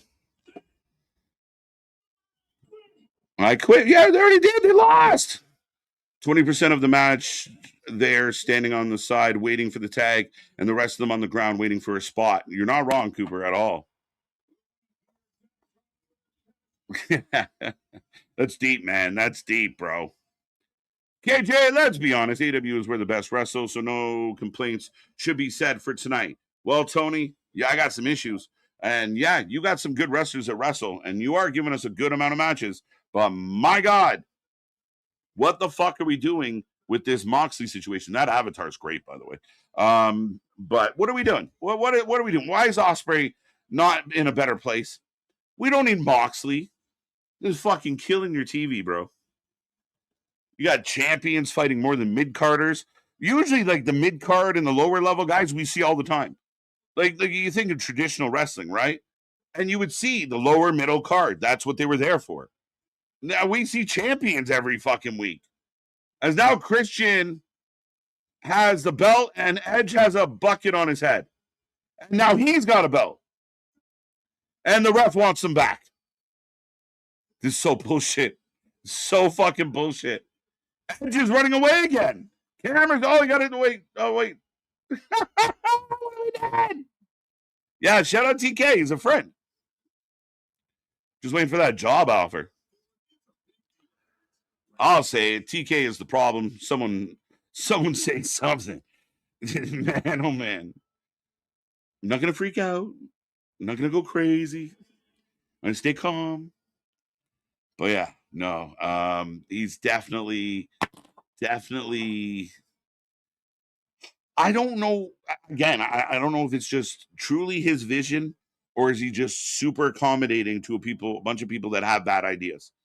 But it clearly, like, if Tony Khan, if AEW was a bar, they would need John Taffer. If you get that, high five. But that's what kind of vibe we're in. Like, you're a failure. Like, we need more. We need picking it up. Like, the shit's not functioning. Right? The back's not talking to the front's not talking to the back. Nobody knows what's going on. Nobody's getting shit done. And it just feels like an unorganized mess that everything just kind of gets shoved in at last minute. Like, okay, this here, that there, this here, this there. Like, without, like, it doesn't feel thought out. There feels like there's no long-term goals, long-term vision. And maybe I'm wrong. Yum yums. We are on a commercial break. I will take a second to remind everybody we are back tomorrow for TNA. It's going to be a fun one. Nick and Anthony, we got a guitar strap match between Elias and Frankie Kazarian and so much more. TNA's on fire right now. Anthony, our guy Anthony out there, Anth by Elegance. I mean, the Elegance is slipping away a little because he's getting all worked up and all fiery in his older years here now. But Anthony is fired up, ready to go. Of course, Nick's going to be looking to get in there as well as always. So check it out. Be here Thursday. Friday, we got SmackDown. again, we only got 3 shows till Backlash. So what will happen tomorrow? Any new faces? Ricky Saints is going to be there. I believe Charlotte is taking on somebody new, JC maybe. So yeah, belated yums, late bloomer. Perfect, big dog. Welcome back, sir. But yeah, I mean, again, lots of questions to be answered. We're here all week. And again, we're heading towards Backlash. We're heading towards Double or Nothing, where, we have so much coming your way. Make sure you hit like, share, subscribe. Be a friend, tell a friend. And I am going to take a moment. Don't forget, we shirt people.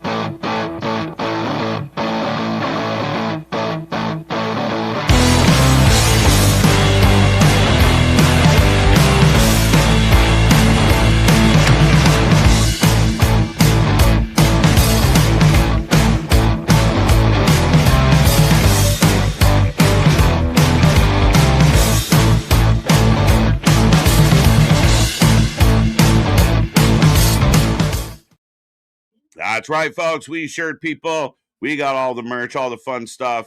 Make sure you go check us out. We got mugs. We got mouse pads. We got pants, pajamas, crop tops. And we do have Chris Jericho getting jumped by the Demand, which is still one of the worst fucking booking decisions happening on this show right now. You brought Jericho back to beef with GOA and the Hurt Syndicate, who were done with Ricochet, that bitched him out, we're circling back to? Who's in charge? Who's in charge? That's right, folks. We are rolling on. The show is still rolling. Evan made me chuckle. Not clicking that. We still wait. Yeah, I mean, we got to do it. We kind of got to do a live stream where we watch with him. And then I translate all the British jokes. JC versus Charlotte, I do believe, is a fact. When is Double or Nothing? That is May 20. Let me remind myself, but it's the third weekend, I do believe. May 24th. So May 24 here in Canada. So we do have that. Cropped up. Raindrop. Let's go. We had 10K. It's in the fine print. Let's go. What are you even talking about? AEW absolute biggest problem is organization. There's zero structure on their week-to-week television is fucking dumb. TK, stop wasting our fucking time.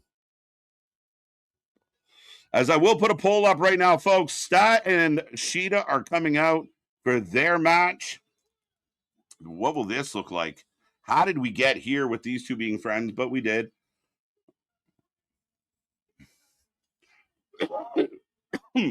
Excuse me, folks. A little tickle in the throat. That Cheetah.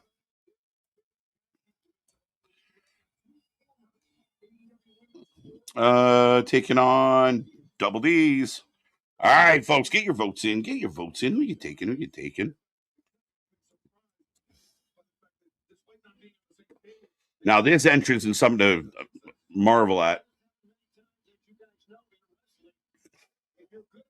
Let's go, folks. How we doing? How we doing? How we doing? All right, you get back to my pretty face.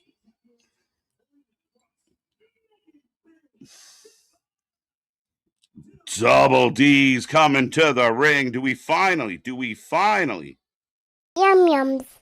There we go. Finally. And I'll be honest, and I mean this respectfully to everyone involved, it just feels like different levels of yum. I don't know. I'm just being straight. His acting hasn't gotten any better. They're not actors. Right? Exactly. Let's go. Another man that grew up in a very Scottish environment, Mr. Myers. His acting, no, it doesn't. Like, anyone out there think like Jericho Ricochet right now is killing it? Like, oh my God, we need more Jericho Ricochet. Like, their in-ring can't be anything. And as much as, listen, I've been public. There's a video on our channel dedicated how much I hate Ricochet's behavior. But if you have this kid that is, or man, I guess at this point, sometimes he's more of a child. You have him with all this in-ring ability.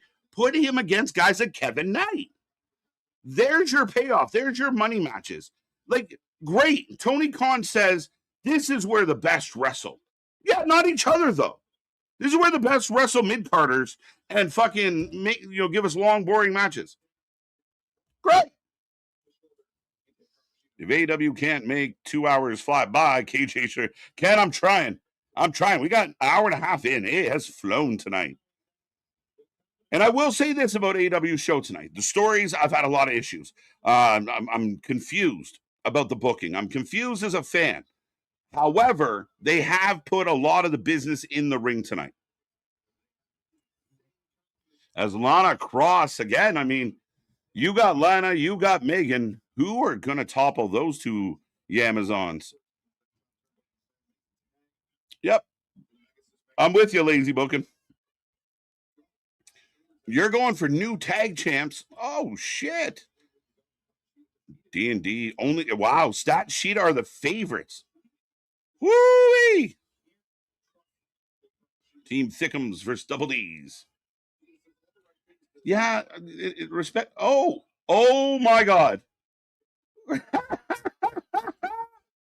Bane fell with Sheeta in her arms and had the audacity to kick dirt at her. Does he though? I think he's terrified of them. Yeah, right. Different levels. There's fucking levels to this shit.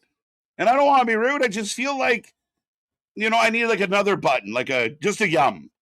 Some of the ladies, yum. And the other ones, yum-yums. Yum-yums. I need a yum-yums button. Why they got Renee on TV with no voice? Yeah, I don't know what's up with that. Divine Dominion. All the yum-yums here. I'll give you some yums. Then why you tell me family problems if you don't have family problems, huh? Oh, again. Talk to me. So they just got rid of one girl. So Penelope got hurt again, but they had already kind of introduced it, and Sheeta wants to use the kendo stick because we got Evil Sheeta, by the way. And Stat, who agreed to team with Evil Sheeta, is now saying, "Oh, I thought you were going to be nice." So Sheeta and Stat aren't getting along. Oh, wait a minute. Sheeta suplex Stat in the... Oh, we're still going. I thought Sheeta was like, fuck it, I'm out. No, apparently not. Some yums. I need a yum. I appreciate y'all. This is so funny. Sheeta wasn't deserving of half of the yums. Let's go. That's jokes. Just Joe was a good one. Where'd Joe? I think we just had that one. Where's Joe? Sheeta and Statlander can do their Timu version of Rhea EO. That's kind of funny. We love each other, but we're not. Buddy. Holy shit. Match has been messy. Sheeta was crazy. I don't get it. But she's still there waiting for a tag. So I guess that was like, I don't hate you. I'm going to use you as a weapon. What the? Yeah. I thought it was a turn. Yeah, 100%.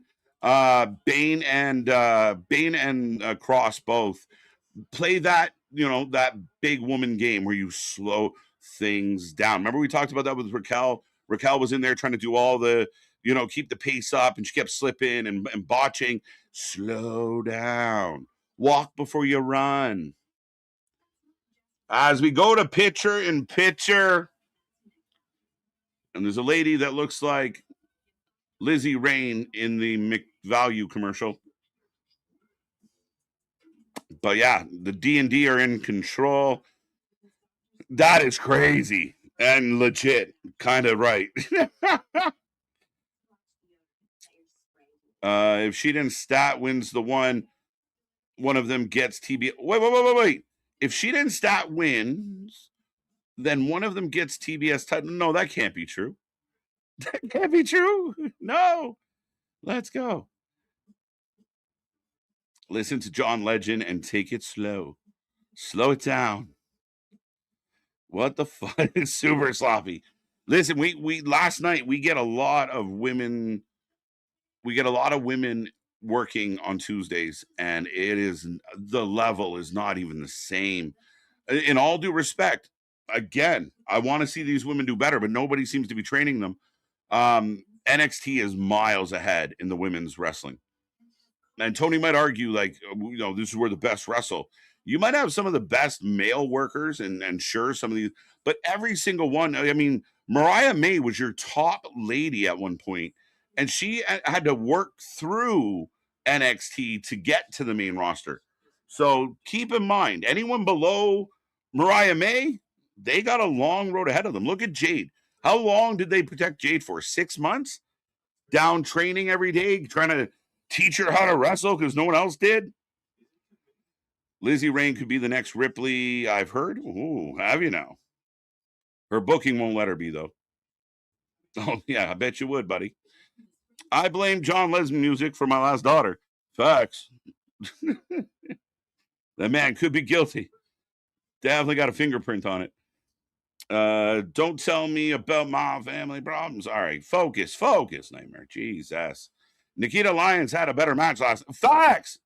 Nikita Lyons came back ready to go. And then you know what? She defended herself a little online. And I will say this for the fans when she was, she was thicker. And she led to a couple injuries and people kind of criticized her and weren't really happy with her. She came back. She's slimmed up. She got in better shape. Probably to help her knees. Let's be honest. Maybe some new knee pads. But she has a match last night where she looked strong. She looked good. And she put over Lizzie, but then she's still being criticized. Oh, why'd she do this? Why did you can't win? Can't win. That's what I saw. I saw a thing today. Don't even bother wasting your time talking to the haters. They're a waste because you're never going to make them happy.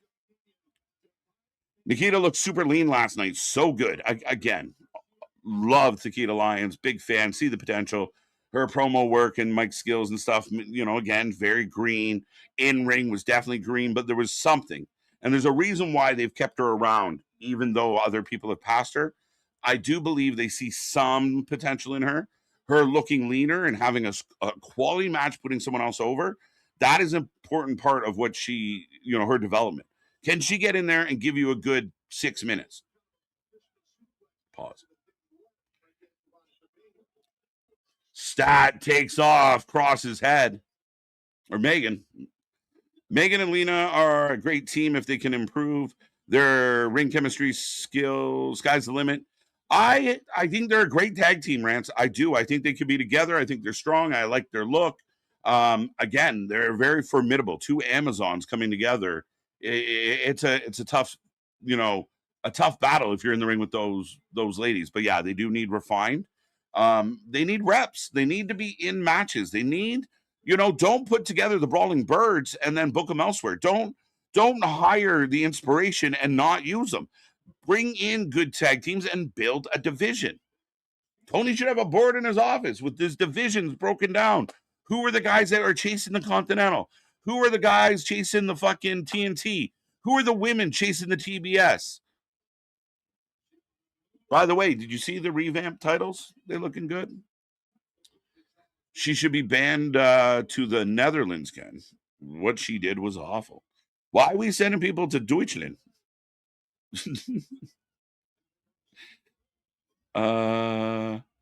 Any news on Slamma? No. Has she been banned to the Netherlands?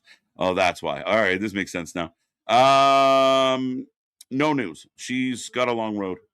And yeah, that's a tough one.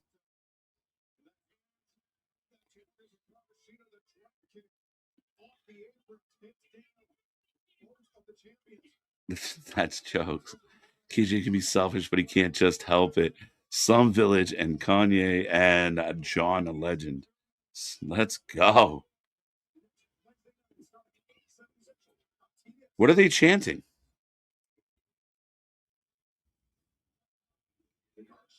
What are they chanting? F.U. Sheeta? Oh. So we went for like a reversal on the suplex. It was a little clunky. Stack gets a blind tag. She's throwing elbows. This match is pretty much come to a bit of a halt in my brain, and the fans seem to just be entertaining themselves. Stack gets hung up by Megan. Great play by the heel. I love when heel tag teams act like heel tag teams. And Aubrey, again, the biggest fucking moron in this company. What are we doing? Why are you out there dancing in the background? Like, what the fuck? Nikita lost a lot of weight for a woman who wasn't overweight. She was a thickum. I hope she can remain healthy. Her potential is unlimited. If she can get the 5 moves of doom or something. Time, right? And I think she was an example early in her career, like many, tried to do all the things and do it at a super fast pace. We just talked about slowing it down. And her playing heel last night allowed her to slow it down. So she is much better as a heel. She will get over much further as a snobby, stuck up, bratty, pain in the ass heel than she will if you try and make her a baby face, which you did in the past. Stat 450 on both champs. Stack them. And kick out. Lena kicks out. Yeah, I don't know. I don't know.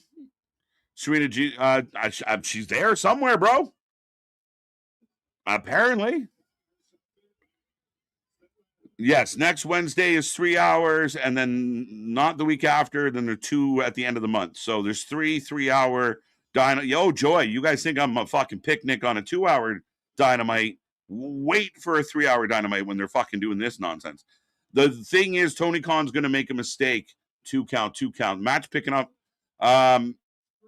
They're going to do 2 hours of Dynamite, and then they're going to reset and give us an hour of shitty Collision as if it's any old Sunday. I think that's a huge mistake for Tony Khan. He keeps doing it, and it kills us. I'll be honest. You tune in next week, I might not be here for the full 3 hours. Because if they're just going to mail it in on Collision, I'm going to mail it in and go to bed. Yeah. Loose straps. Why are your straps loose? Jose Kiji all ready to get the green light and get ready to go. And it's over. Double D get the win. Okay. Where's Rance? Nikita looked fucking great in her last night, and she outshined Lizzie. Honestly, you can see the improvement. Fucking right. Let's go. I swear, if they ever make a She-Ra movie, Megan Bain, right? I could see it. I could see a Juice. A Juice, Joe. Is it the Juice? Now we go to the back with Callis and Andrade, who looks like a fucking... Andrade's dressed like fucking Callis's fucking driver. And now MJF's here giving Andrade shit. Oh, it's going to be bad. Well, it's bad because Tony doesn't do anything. He calls it a special 3-hour Dynamite when he's lying, and he lies a lot. He's a used car salesman to an extent. If it's a special 3-hour Dynamite, it starts at 8. It ends at 11. You book it as such. You don't do a 2-hour show followed by an hour show and call it a 3-hour special. So MJF and Andrade are now pushing. So MJF loses to fucking Kevin Knight, still wants his title back, and now he's got beef with Andrade because Andrade didn't get the job done. Help me, people. Throw some double D's on it. Don't forget to hit that like button, folks. See lots of people hanging out. Make sure you hit that like button. Help that algorithm out. I will admit, they've been like backstage match. They're kind of getting the matches quickly. We got a lot of matches shoved in here tonight. Roosh is in action. We will not be taking a poll for this one. This dog shit AEW is so ass. Why does every match have to... Bro. Everything feels the same. Every match, no matter how bad or good, there is no levels. In Canada, there's a thing called Timbit Sports. So if you're a little guy or girl and you want to play sports, you want to play hockey or soccer, there's Timbits, like Tim Hortons sponsors, for kids to play. And it's Timbits where they're really, it's kind of loose, right? You do some training stuff, you teach them some basics, but basically when the puck drops or the ball gets kicked, it's all bets off. They're fucking 4 or 5, whatever. They're just running Madden. That's kind of the equivalent for me with AEW. It is fucking tight baseball. Like, it is just everyone's running around everywhere, real no structure. Everybody feels the same. Nobody really looks different. There's no levels. There's no scoreboard. We're not keeping count. Wins don't matter. Everyone's happy. Kumbaya, my lord. Kumbaya. Like, what are we doing? Like, that's the approach. That's where we're gonna go. So that's what it feels like. Just little fucking Timbits having a good time. By the way, Timbits equal donut holes. Pause. Every single person in the crowd looks like a wrestler. Looks like a wrestler hates them. Yeah. Yeah, it's a sausage heavy looking crowd that looks like a bath might be in order. Renee and her no voice is annoying me. Y'all don't have any other. Yeah, where's Tony Schiavone sitting there with his thumb in his ass all night? Hashtag, what are we doing? I want to know, what the fuck are we doing around here? All night long. Here's the question of the night, folks. And you can go get you what are we doing t-shirt. It's crazy to me. I want to like this show. You saw how happy I was earlier. AW is confusing tonight. This is a diet TNA. Oof. Roll Tide, I like it. Diet TNA. They're the fucking team that goes out and spends all the money on the free agents, but gets a crew of just bullshit. And they're super talented on paper, but can barely get a fucking win during the year. Oh! Drop kick in the corner. Roosh, who's known for being infamously rough, gets the win. All right. I don't know why this match was here. After 3 quarters, Raptors 103, Cavs 100. Does anyone play defense in the NBA anymore? Fuck defense. But that's a tight score. I like it. Same here. Rush for the win. There you go. What's happening now?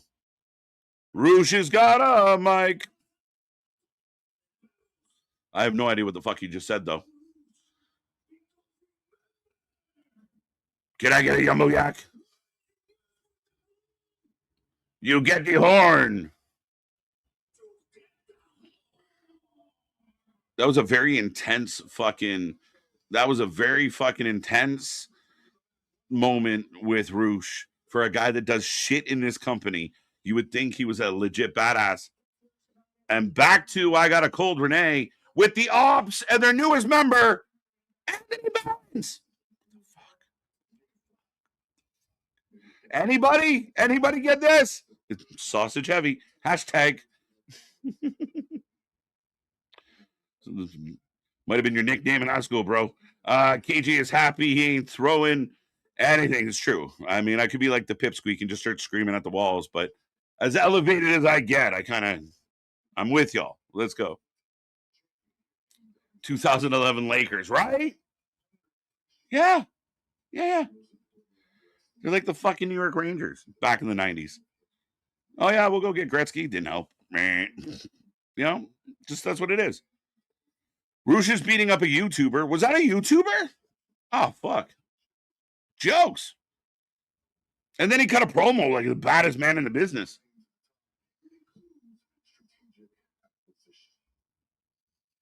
So Joe's in the back giving a deep fucking promo about how their newest acquisition, Anthony Bowens. Someone help me understand.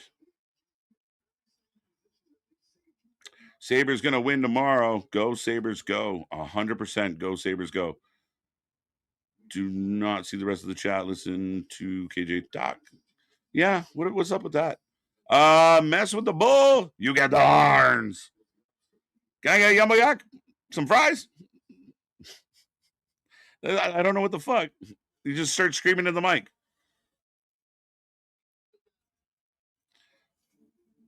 Blah, blah, blah, blah, blah. You get the horns. It's the best shit. Let's go. Samoa Joe low-key got a dome like Geo, dude. He was big. It's a fucking melon.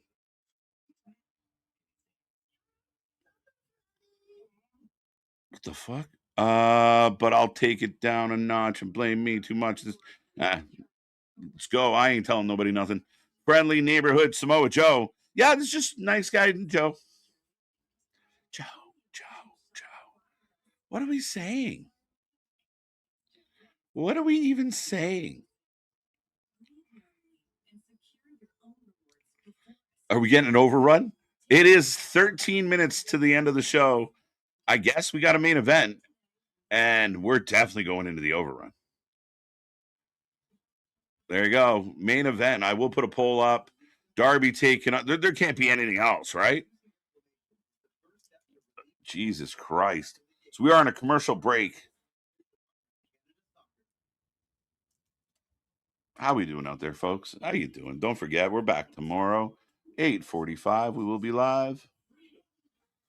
Darby taking on King in the main event. I'm going to put nobody as an option.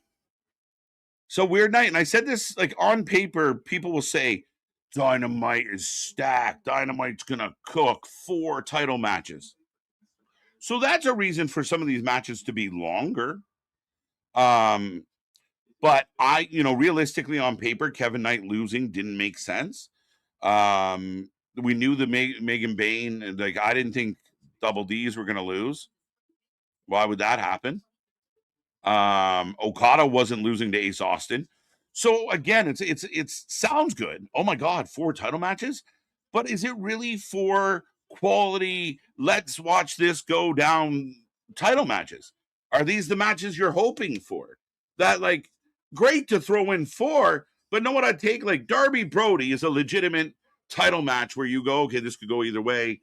The booking doesn't really matter. But no, does anyone really believe that Brody is going to win this one tonight? Right? We got almost 100 people with me. Anybody out there go, yeah, Brody's got a shot at this? I'd be shocked. And I don't think Tony is in the business of shocking people. Tony's in the business of delivering. Like he's kind of like the fucking Skip or the DoorDash of wrestling booking of I will bring you what you ask for. And that's what it is. The problem is not too many people are asking for what he's bringing. Geo, dude. Hashtag how you know. Joe's dad jacket is killing me. Right? Joe's. Hook looked like a Simpson character. Hook looks like he has no interest in being here. And he just got out of bed. We got FTR back on screen again.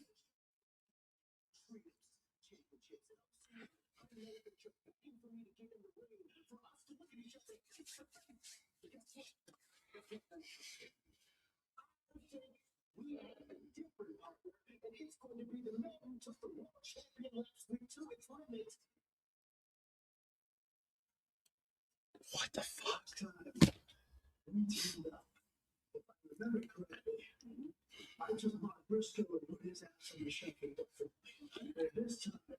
Okay. FTR has a match coming up against Edge and Christian. It's a grudge match. It's a heated match. It's a battle. It's a grind. Whatever, trying to oversell it for you guys.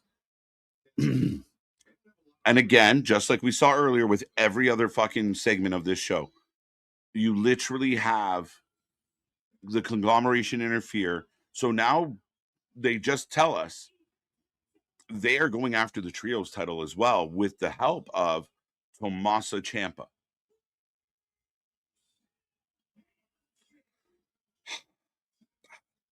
Spaz, thank you so much for the 2 bones. The jacket's ridiculous. The whole thing's ridiculous. Nobody gives a fuck about the ops. The ops are dead. Why you bring Bowens in and it's Joe and 3 jobbers? What the fuck are we doing? And I like Shibata, but still a jobber around here. I don't know. I think Caster War is welcome. Yeah. KJ, where the location will be for WrestleMania 44? Wembley. That's my guess. I thought 43 was going to be Wembley. But I think they're going to go Wembley. I did think about this. Would they do something crazy and go China or go Japan? Right? Imagine WrestleMania in the Tokyo Dome. Instant aneurysm for fucking Meltzer out there. Just drop the minute he gets the news. They're doing what? Ah! It's time for the main event.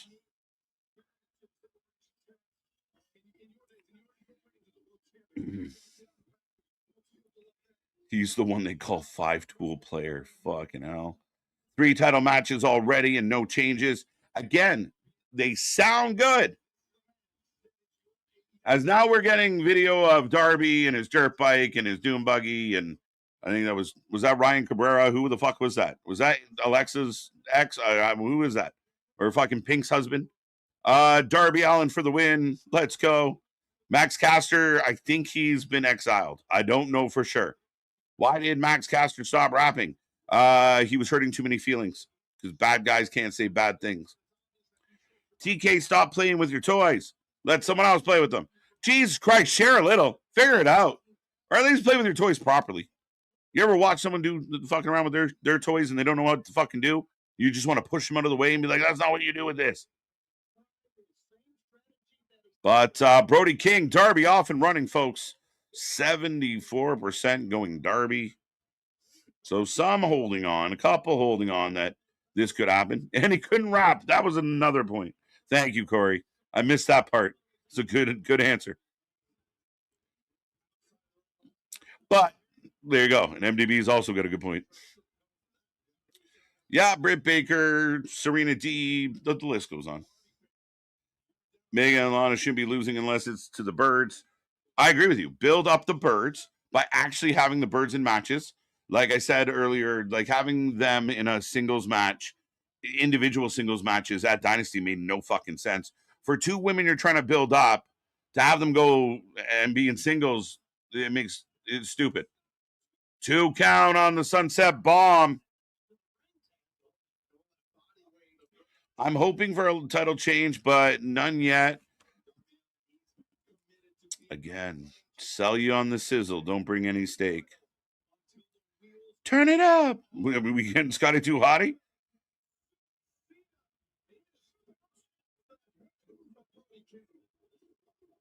What is in Stokes' beard?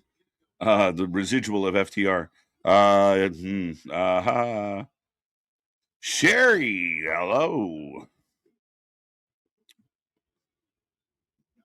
KJ has a headache for this show. Logic. It's mind numbing.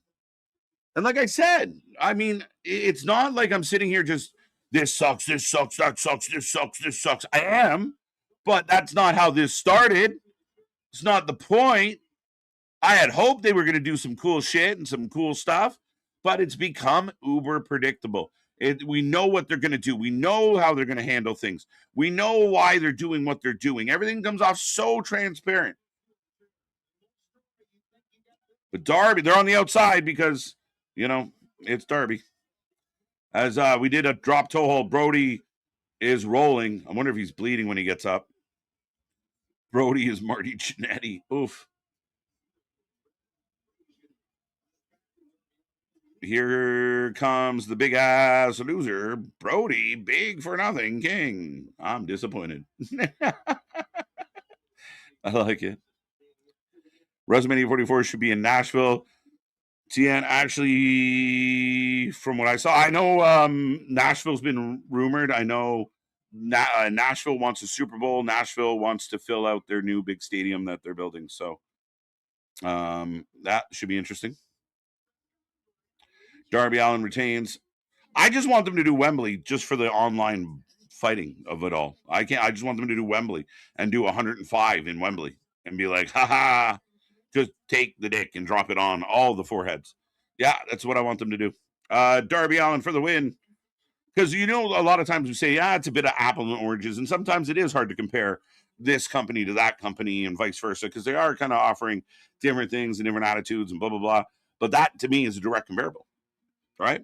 All right, you ran Wembley 3 times. This is what you did. They ran it once on 2 nights. And this is what they did. How do you feel about it? But if they can do like 200,000 in 2 days, whoo, if they could do combined more than the other combined, whoo, it's going to hurt feelings. It's going to hurt feelings. Matt Cardona, you not playing right. Right? That's not how that goes. Stupid kid. Nitro Circus. That's what this is. Is that what that was? Is that who Darby was hanging out with? I didn't catch it.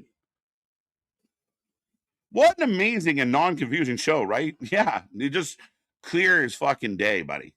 Just so clean and clear. I just wish we could clean it up. Just make things make a little more sense. Just put a little more effort into things. But I believe this feels like a show that is booked week to week and booked segment to segment. Like, it feels like we're in the, like, what do you want to do? What do you want to do? It's like, when you got to do like a class fucking play or talent show, and the teacher's like, all right, you 2 are together. You're going to mime. You 2 are going to fucking sing a song. You 2 are, and then you just all come back and tell, oh, we got it worked out, but there's no cohesion. All right, just here comes Timmy and Joe with their rendition of fucking Hello, My Baby. Like, what are we doing? Darby should be in the new Jackass movie. Wouldn't shock me if he was.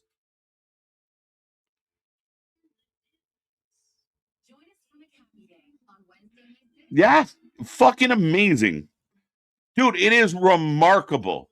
The idea that you look at Brody, you look at Darby, and only 4% of the people said that big guy's going to win. The fuck are we doing?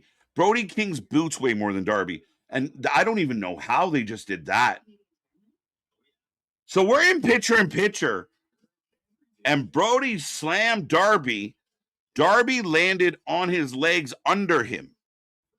So he was folded, and then Brody hit the senton, and now in picture, mind you, small, Darby's rolling around in agony. I mean, it was like, I don't know how you hit that spot and don't pop a knee. So kudos to this kid that's made out of rubber. Brody King said demoted Jake Tyson Tom go big and tatted for no goddamn reason.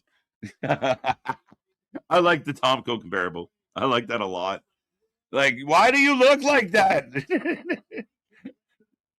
Oh, that's jokes. I hate when everyone smashed the wrestlers together instead of making them do wrestling. Yeah, right? They're just fucking hitting them. Give it back. Fucking hell. Mom! Son of a bitch. Yeah, good shout out, Corey. Good. I like it. Look, AD. KJ, I'll admit, you've been annoyingly optimistic. I think my optimism lasted like 36 minutes.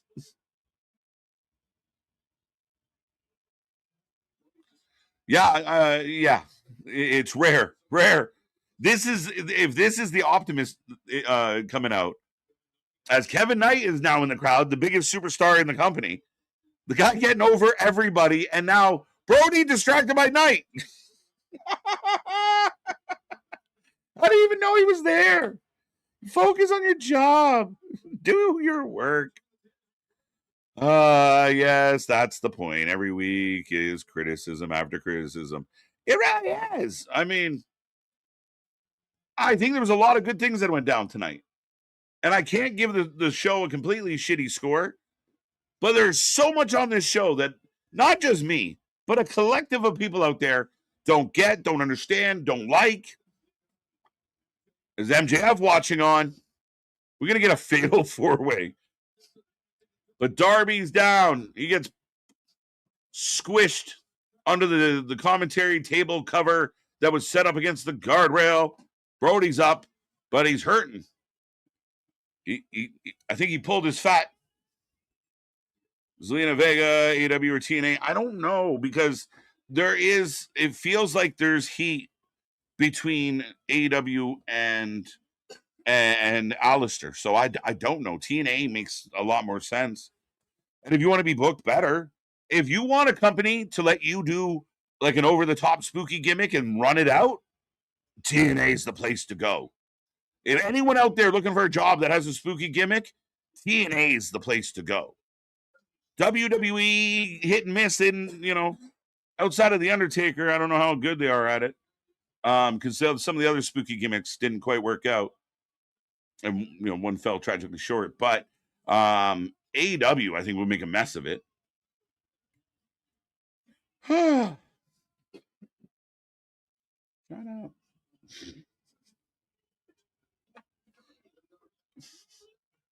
Oh! Poor Brody. Poor Brody. 10 in 1 year. I want to see WWE run Wembley, WrestleMania, Tokyo Dome, Royal Rumble, Arena, Mexico, SummerSlam, and Melbourne Cricket Ground Survivor Series, just to look AEW in the eyes and feed them. I'm with you, bro. Thank you for 10 bones. But yeah, no, I'm with you, dude. It was Travis Pastrami. There you go. No, that's not accurate, but we're close. There's no bigger Marty Jannetty fan than me, and I fucking hate when people say that he was a bad wrestler. He was great. Marty wasn't a bad wrestler. And at the time, him and Sean, it took two to be the Rockers. You got to give him credit for what he accomplished. Personality-wise, I don't think he ever hit the mark. Even when they let him go on singles runs, he's that guy. He's good, but he doesn't connect. And at a time where everyone had to kind of connect in a big way, that was Marty's downfall. He just didn't have that charisma. As we got a tope, this has been a train wreck of a match. Yeah, and the Marty was kind of his own worst enemy at times. So, yeah. I mean, though, and I think being friends with Shawn Michaels probably wasn't a good idea because it didn't work out well for him. The women's division looks like a bigger threat than Darby. Facts. Absolutely facts. Where did Nick go? Did you enjoy watching WrestleMania 42 in Las Vegas? It's for, again, Nightmare. What are you doing? This episode of Dynamite is like a group project in science, but TK want to do it solo.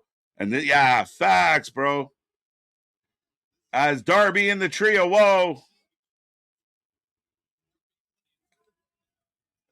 Trio, whoa, cannonball. Anna J. Willow on Collision. Anna J's back. For everyone thinks that she's on the way out.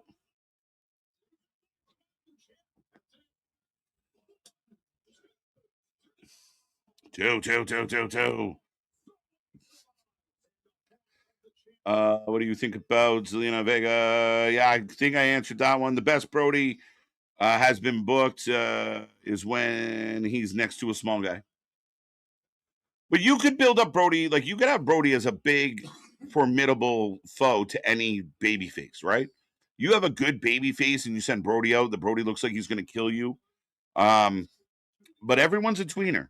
Everyone's gray. Everything's porridge. Just bland. Devin. I'm curious what this says. I usually stay off Twitter when criticizing the show because how toxic AEW hardcore fan base is. They genuinely may be the most toxic fan base I've ever seen. I haven't even criticized it on Twitter. I listen, everyone will say, and they will say specifically, WWE has bad fans too. They do. Every fan base, anytime you have a group of people that can join something without paying a fee or being vetted, you're going to get some assholes. You're going to get some idiots. You're going to get some people that don't belong. You're going to get some people that loudly represent who you are. But, even if you don't agree with how they, how they handle themselves, how they conduct themselves, how they present themselves. And I mean, wrestling fans in general get hit with those stereotypes, right? However, you're right. If I go out right now, if I tweet something right now and it's, WWE's booking has to improve, blah, blah, blah. I might get a little bit of hits and a couple person, oh, it's been fine. You're crazy. I like it. If I put on right now, AEW's Dynamite was okay. Not bad. I just say it was okay. 50 people will instantly tell me what a fucking moron I am for not loving it. Just okay? What's wrong with you, bro? It's a weird thing. They are the first group of people out there to go to violence. They don't want to answer. They do that bullshit dancing thing they do where like they will make a statement. Darby is a good champion. You say Darby's not a good champion because, and then their answer when they don't have any intelligence, they'll throw out, oh yeah, but WWE sucks, or oh yeah, but you're an idiot. Get a job, loser. What? You don't know me? Like, what the fuck? So yeah, again, it is definitely a problem. Poor Tomko. What do you think of Sword versus Bandito? Swear, again, it feels random. If anyone can remind me why it's not as random as I think it feels random. And to me, Swerve is above Bandito. I know people love Bandito. I know the match is going to be good. I don't know why this is happening.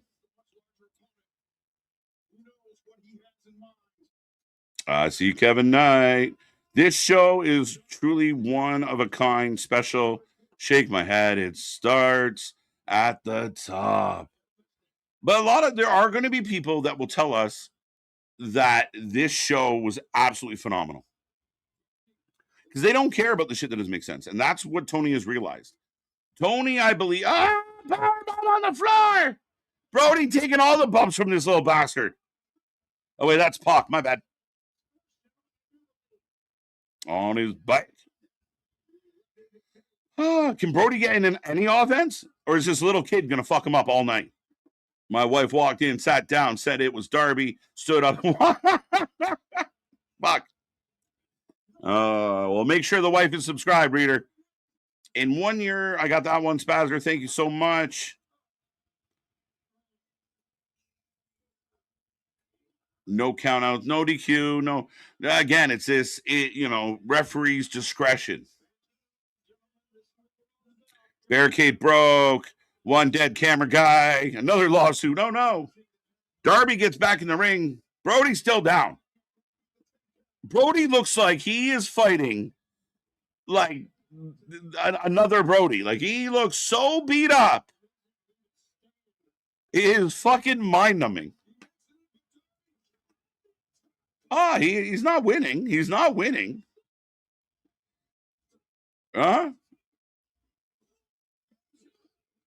And the pin. What the fucking, you might as well cut Brody King loose. Darb's dead. We are now 9 minutes over the hour, by the way.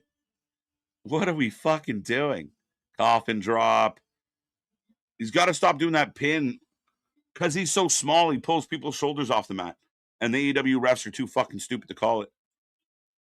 Darby just power. Yeah, Darby kicked the shit. Darby got the majority of the offense. So it will be Darby versus Kevin Knight next week. Title versus title. I thought MJF might beat Kevin Knight to go title versus title. Not title for title. Darby's going to fight Kevin Knight, and it's only for Darby's title. Because the TNT champion can't be in a fucking something else. X-Pac versus Kane here. Yeah, but X-Pac took a beating. And tonight I feel like Darby took something, but not much. You imagine Spike Dudley won the fucking ECW championship on the height of his fame. That's what Darby. Yes, I agree. And even then, when Spike had his moments, he was an underdog. He was a little guy. He fought from under. We got little guys all over this company fighting from over. Rants like the ending. Big for nothing. Big for what?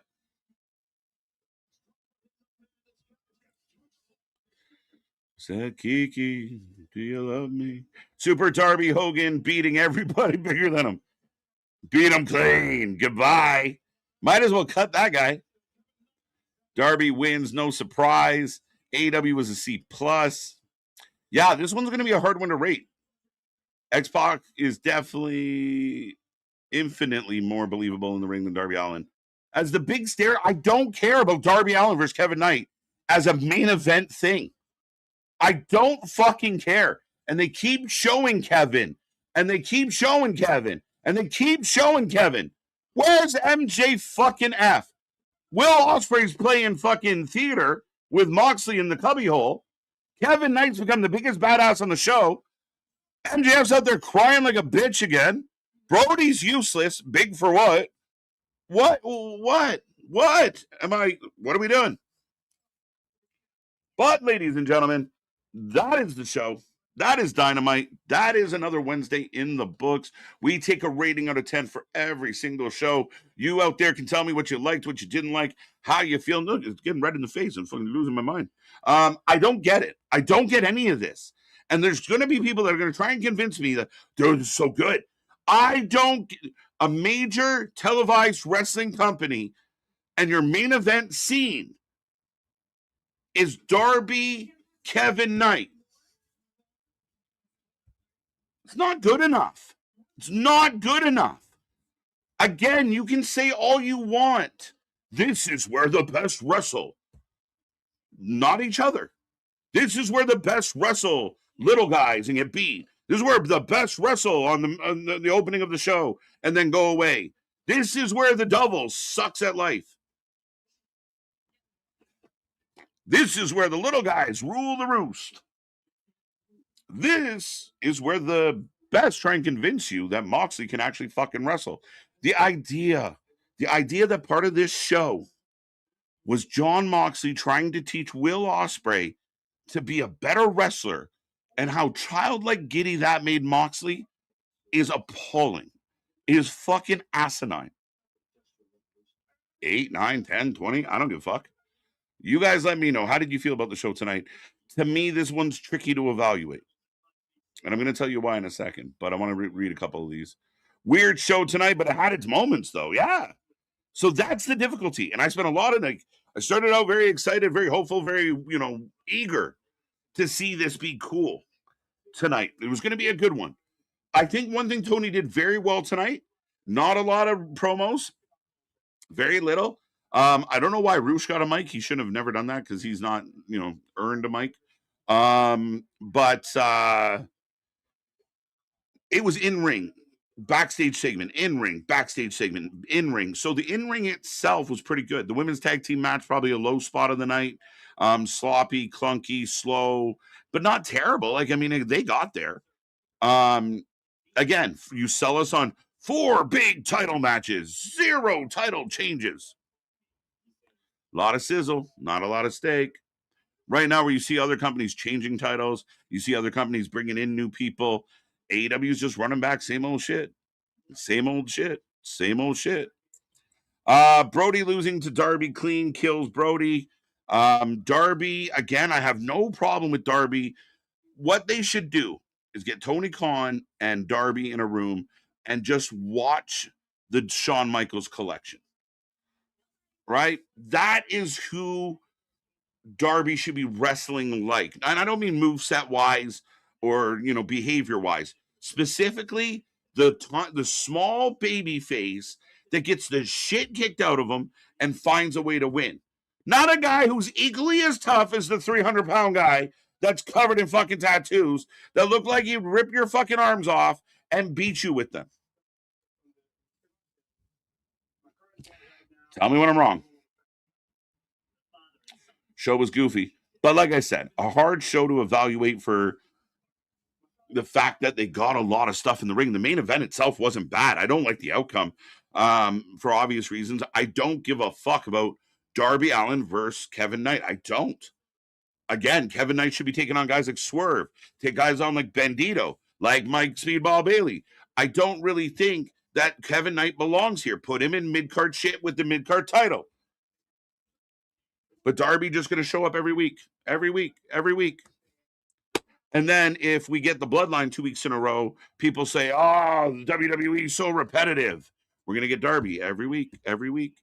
We already know Darby versus Kevin Knight next week. 5.5 out of 10. 5 out of 10. This show is goofy. Roll out. Darby Allin and TNT champion Kevin Knight for AEW World Championship next week. Yes. And I don't like it. 4 out of 10 knee pat. Jimmy Hater was a plus for me personally. Yeah, I mean, again, always good to see a hater. I like the Brawling Birds. I think they could be something. They got to be consistent. They gave him a squash match tonight. Great. But it's got to build to something. And hopefully it does. Wins and losses don't matter. Instead, it's the matter in which you win and lose or lose. I don't know how TK still doesn't understand the difference. If everything I've been told about Tony Khan is true, see money, that he is an internet wrestling mark, he follows the wrestling, he's a wrestling historian. Tony Khan's probably forgot more about wrestling than I can remember. That's fine. But then he should know what he's like. He should know the difference. He should know that you can lose. A good guy, your best wrestler in your company can take it out if you set it up accordingly. And again, when all these matches, I really feel like the two guys are like, okay, I'm going to do this to you. Then you do like it's to make everyone equal. It is, again, it is tyke sports that like there's no scoreboard. Everyone's a winner. Everyone gets a belt. Everyone's on the same, yay, high fives. That's what we're doing at AEW. And it takes the competitive edge for someone like myself, being an older part of the demographic and wanting, that kind of that sports edge. I want the competitive nature. And the shit we saw tonight doesn't feel competitive. It doesn't. But the wins and losses shouldn't matter until you make them matter. You go on a winning streak, it matters. You're on a losing streak, it matters. But then there's a story to be told within that. But nothing they're doing. Chair shots, count outs. They don't do count outs, but chair shots, run-ins, vignettes, angles, nothing matters. Not wins, not losses, not fans, nothing matters if you're not paying it off, if it doesn't lead to something. Doing shit to do shit is just doing shit. Facts. 6 out of 10. 5 out of 10. I think I'll go 6. I'm going to say why I go 6. It's a little higher than I would normally go. I do think their in-ring product, with maybe the exception of the women's tag match, was pretty solid tonight. I thought Darby Brody was a fun match with a shit ending, and the wrong guy led the match. Right? Darby had way too much control in that match, but it's, again, two baby faces. Nobody really wants to be the bad guy, so we just take turns doing shit until it's over. That wasn't bad. The tag match, this one I didn't hate this match. I didn't love it either. I don't like much of what Copeland's doing. And again, messy, where you have, FTR at ringside. We're building towards Edge and Christian versus FTR, no, we're going after the trios belts. What? Fuck. You had it. It's good. It's right there. But hey, here we go. You want to put this mess together, go ahead. Takeshita, Ace Austin was okay. I'm actually going backwards now, and I might change my mind on this number. Okada, Ace, but that was never in jeopardy. Ace led most of this match, but then lost. The Birds were good, and a squash. Roosh didn't matter. MJF, Kevin Knight was fun. It was a solid match. I'll go 5.5. I'll go 5. No Deanna. There we go. I'm with Frankie. I'm in that range, though. 5 to 6. 6 max. 4, yeah, okay, I could see going 4. I want to give him a little bit of credit. Like, okay, it's not my cup of tea. Oh my God, you didn't book this great, but this stuff was kind of good. There was some good stuff in there. Generally, the things that suck on this show are the responsibility of the booker and the production team. Everything they did almost outside of the usual was a bad look. Renee had no voice. You don't get a sick day in AEW? You can't call it in and get someone else to stick the microphone in people's face? Nope, we're going to bring her in because it's kumbaya. We love everybody, and everyone's good. We're good. Come on in. Nobody will care. Sounded like shit all night. 4 out of 10, 10 out of 10. Get the fuck out of here. 6 out of 10, 7 out of 10. Dun, dun, dun, dun, dun. Possible, the 4-way at Double or Nothing, MJF and Brody, Flyers, Pens. Why are you so triggered? I'm having a good time, my guy. I know you're going to defend this shit, but I'm having a great time. The booking is garbage. The matches were decent. I think I'm pretty good. I've been far more triggered by this. 5.5. Hated it. Hated it. I love that. Spaz with another 2 bones. Someone check on Nick out. Yeah. Where's Nikki popped up and then popped out. 4 to 10. I feel nothing for any wrestler on the AEW roster. Maybe Thekla. They don't move you emotionally. You don't really name me a wrestler that you really get invested in AEW, and there's really nothing there. AEW was in 90s. X-Pac would be the 5-time. Yeah, facts, right? Definitely Thekla. 7 out of 10. KG, don't talk about Roosh. We don't talk about Roosh. You get the Harns. What the fuck? What the fuck? Welcome to the Yak in the Box. You get the Harns. Where did that come from? But thanks, Roosh. I don't even know why Roosh got a mic. I don't know why Roosh got a squash match. What was the point of Roosh getting a squash match tonight? So did Nightmare Queen. Oh, it's getting annoying. Seriously, I could give 2 fucks about Darby versus Knight. I don't care at all. Hard on for Knight all of a sudden, and it's annoying after he's been booked up quite recently. But they'll get tired of it, and we'll see it drop. Show's hilarious. Let's go. Everyone tonight forgot they have a real feud. Instead, they're facing people. Yeah, all this extra side messy shit. It's like everyone in AEW is in a fight at a house party where there's one motherfucker you want to get your hands on, and there's 15 people in the fucking way. That's what this all feels like. Like every time, all I want to do is fight that guy over there. There's fucking 19 people in the way. Get the fuck out of here. AAA is better than AEW. I would say in 2026, right now, AAA is one of the best weekly shows that exist, and it's been outstanding. The Undertaker is booking it, Nick. But yeah, it's been really good. It's been really good. It's not a good title match. Fair enough. Tony is making AEW title into an open challenge title, and it's degrading the significance of the title. Not only that, it's not even an open challenge. It's the champion will just decide. It's an arbitrary kind of like popularity contest. Wrestling without any character investment is a waste of time. It means nothing except to dozens of neckbeards. Foley, welcome. And I 100% agree, my friend. That's it. That's what this show lacks. It lacks any type of A, authenticity, B, any type of consistency, and ultimately, who are the stars that we can't wait to see next week? Who are the guys or girls in this company that I have to get their product? I have to get their t-shirt, their merch.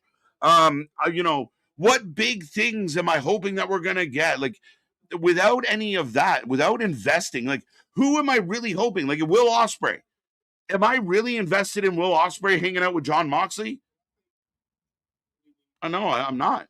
Am I really invested in Kevin Knight, Darby? No, because Kevin Knight's not going to beat Darby. It's predictable. You're booking for the sake of booking. To be able to say Darby was the most fightingest champion in history, or we have the most fightingest champion in all of wrestling. Our champion defends every week. Ha ha ha. All right. Well, that's great. It's like the neighbor that flexes on how often he cuts the grass, but both lawns look the same. Fucking dumb. Great. You do it twice more a week than I do, you moron. 5 out of 10. 5 out of 10. 5.5. Seriously, I got that one. HBO Max is finally added to the rest of their missing pay-per-views. All right, so a little upgrade. Boston, I turned off AEW, couldn't do it. I can't rate it. AEW is cheeks. People are not feeling it. And trust me, if you just tuned in now, and you're like, this fucking guy is losing his mind and he hates this company, just go back to the beginning of the show. Happier times. I just need it to be Double or Nothing so Max can win it back. What if he doesn't, my friend? And welcome to the channel. There you go. All right. I'm getting ready to tap out here, folks. Shit was ass 6.5. Why am I triggered? Because the show sucked. That's why I'm triggered. A great AEW Dynamite show. I think I've seen the same thing twice. Don't blame you, Boston. Again, there's other things to watch. And more people are finding other things to watch on Wednesdays. Thank God. The wrestling might suck. We never do. What's the chances we get Thekla versus Alex Windsor? I don't know why. I hope not. You have all these all these single competitors, and you put Windsor. You just gave the Birds a fucking squash match. Why would you run that back? Why won't the fucking tag teams be tag teams? Your tag team champs are in a heated, lifelong. You think Pat McAfee didn't belong in Cody Rhodes, Randy? Well, I guarantee you that the fucking conglomeration doesn't belong in this blood feud. The fuck are we doing? 125, 120. Let's go, Raptors. It's over. Is it over? Oh, no. That sucks. All right, 3-2. It's good. 3 out of 10. Coming in hard. All right, 5 out of... I could understand why somebody would say 3 out of 10. I really do. And here's my last question to everybody.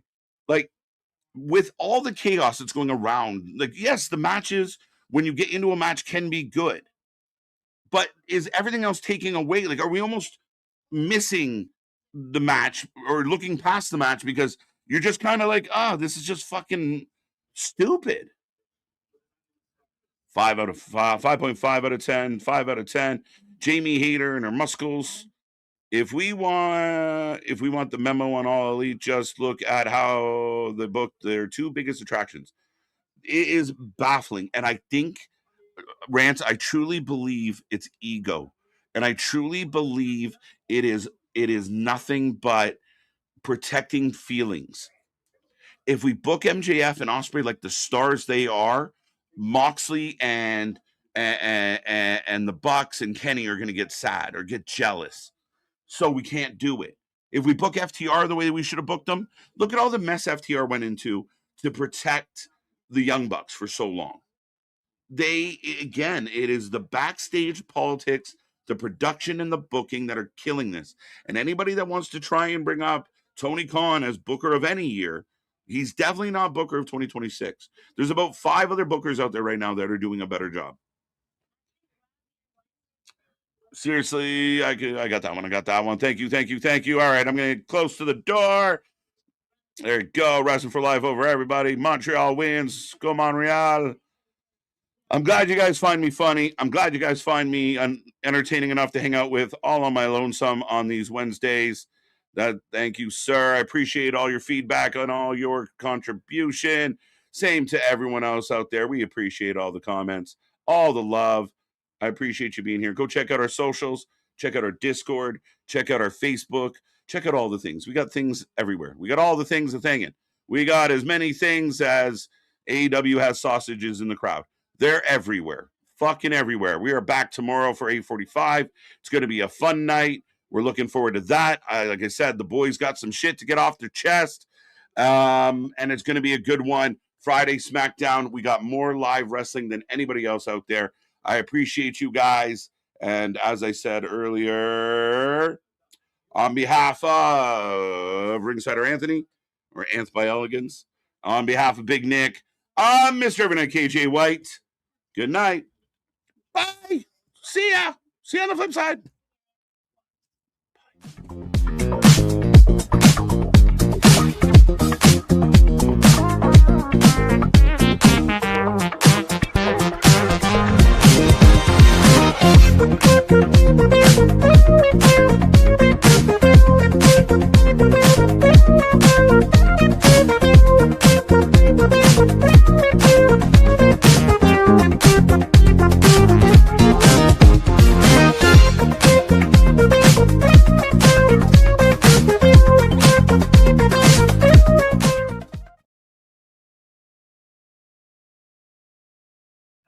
I was so optimistic. Just 1 week, Tony. 1 fucking week. 1 week. We can't do 1 week. Just give me one. Please.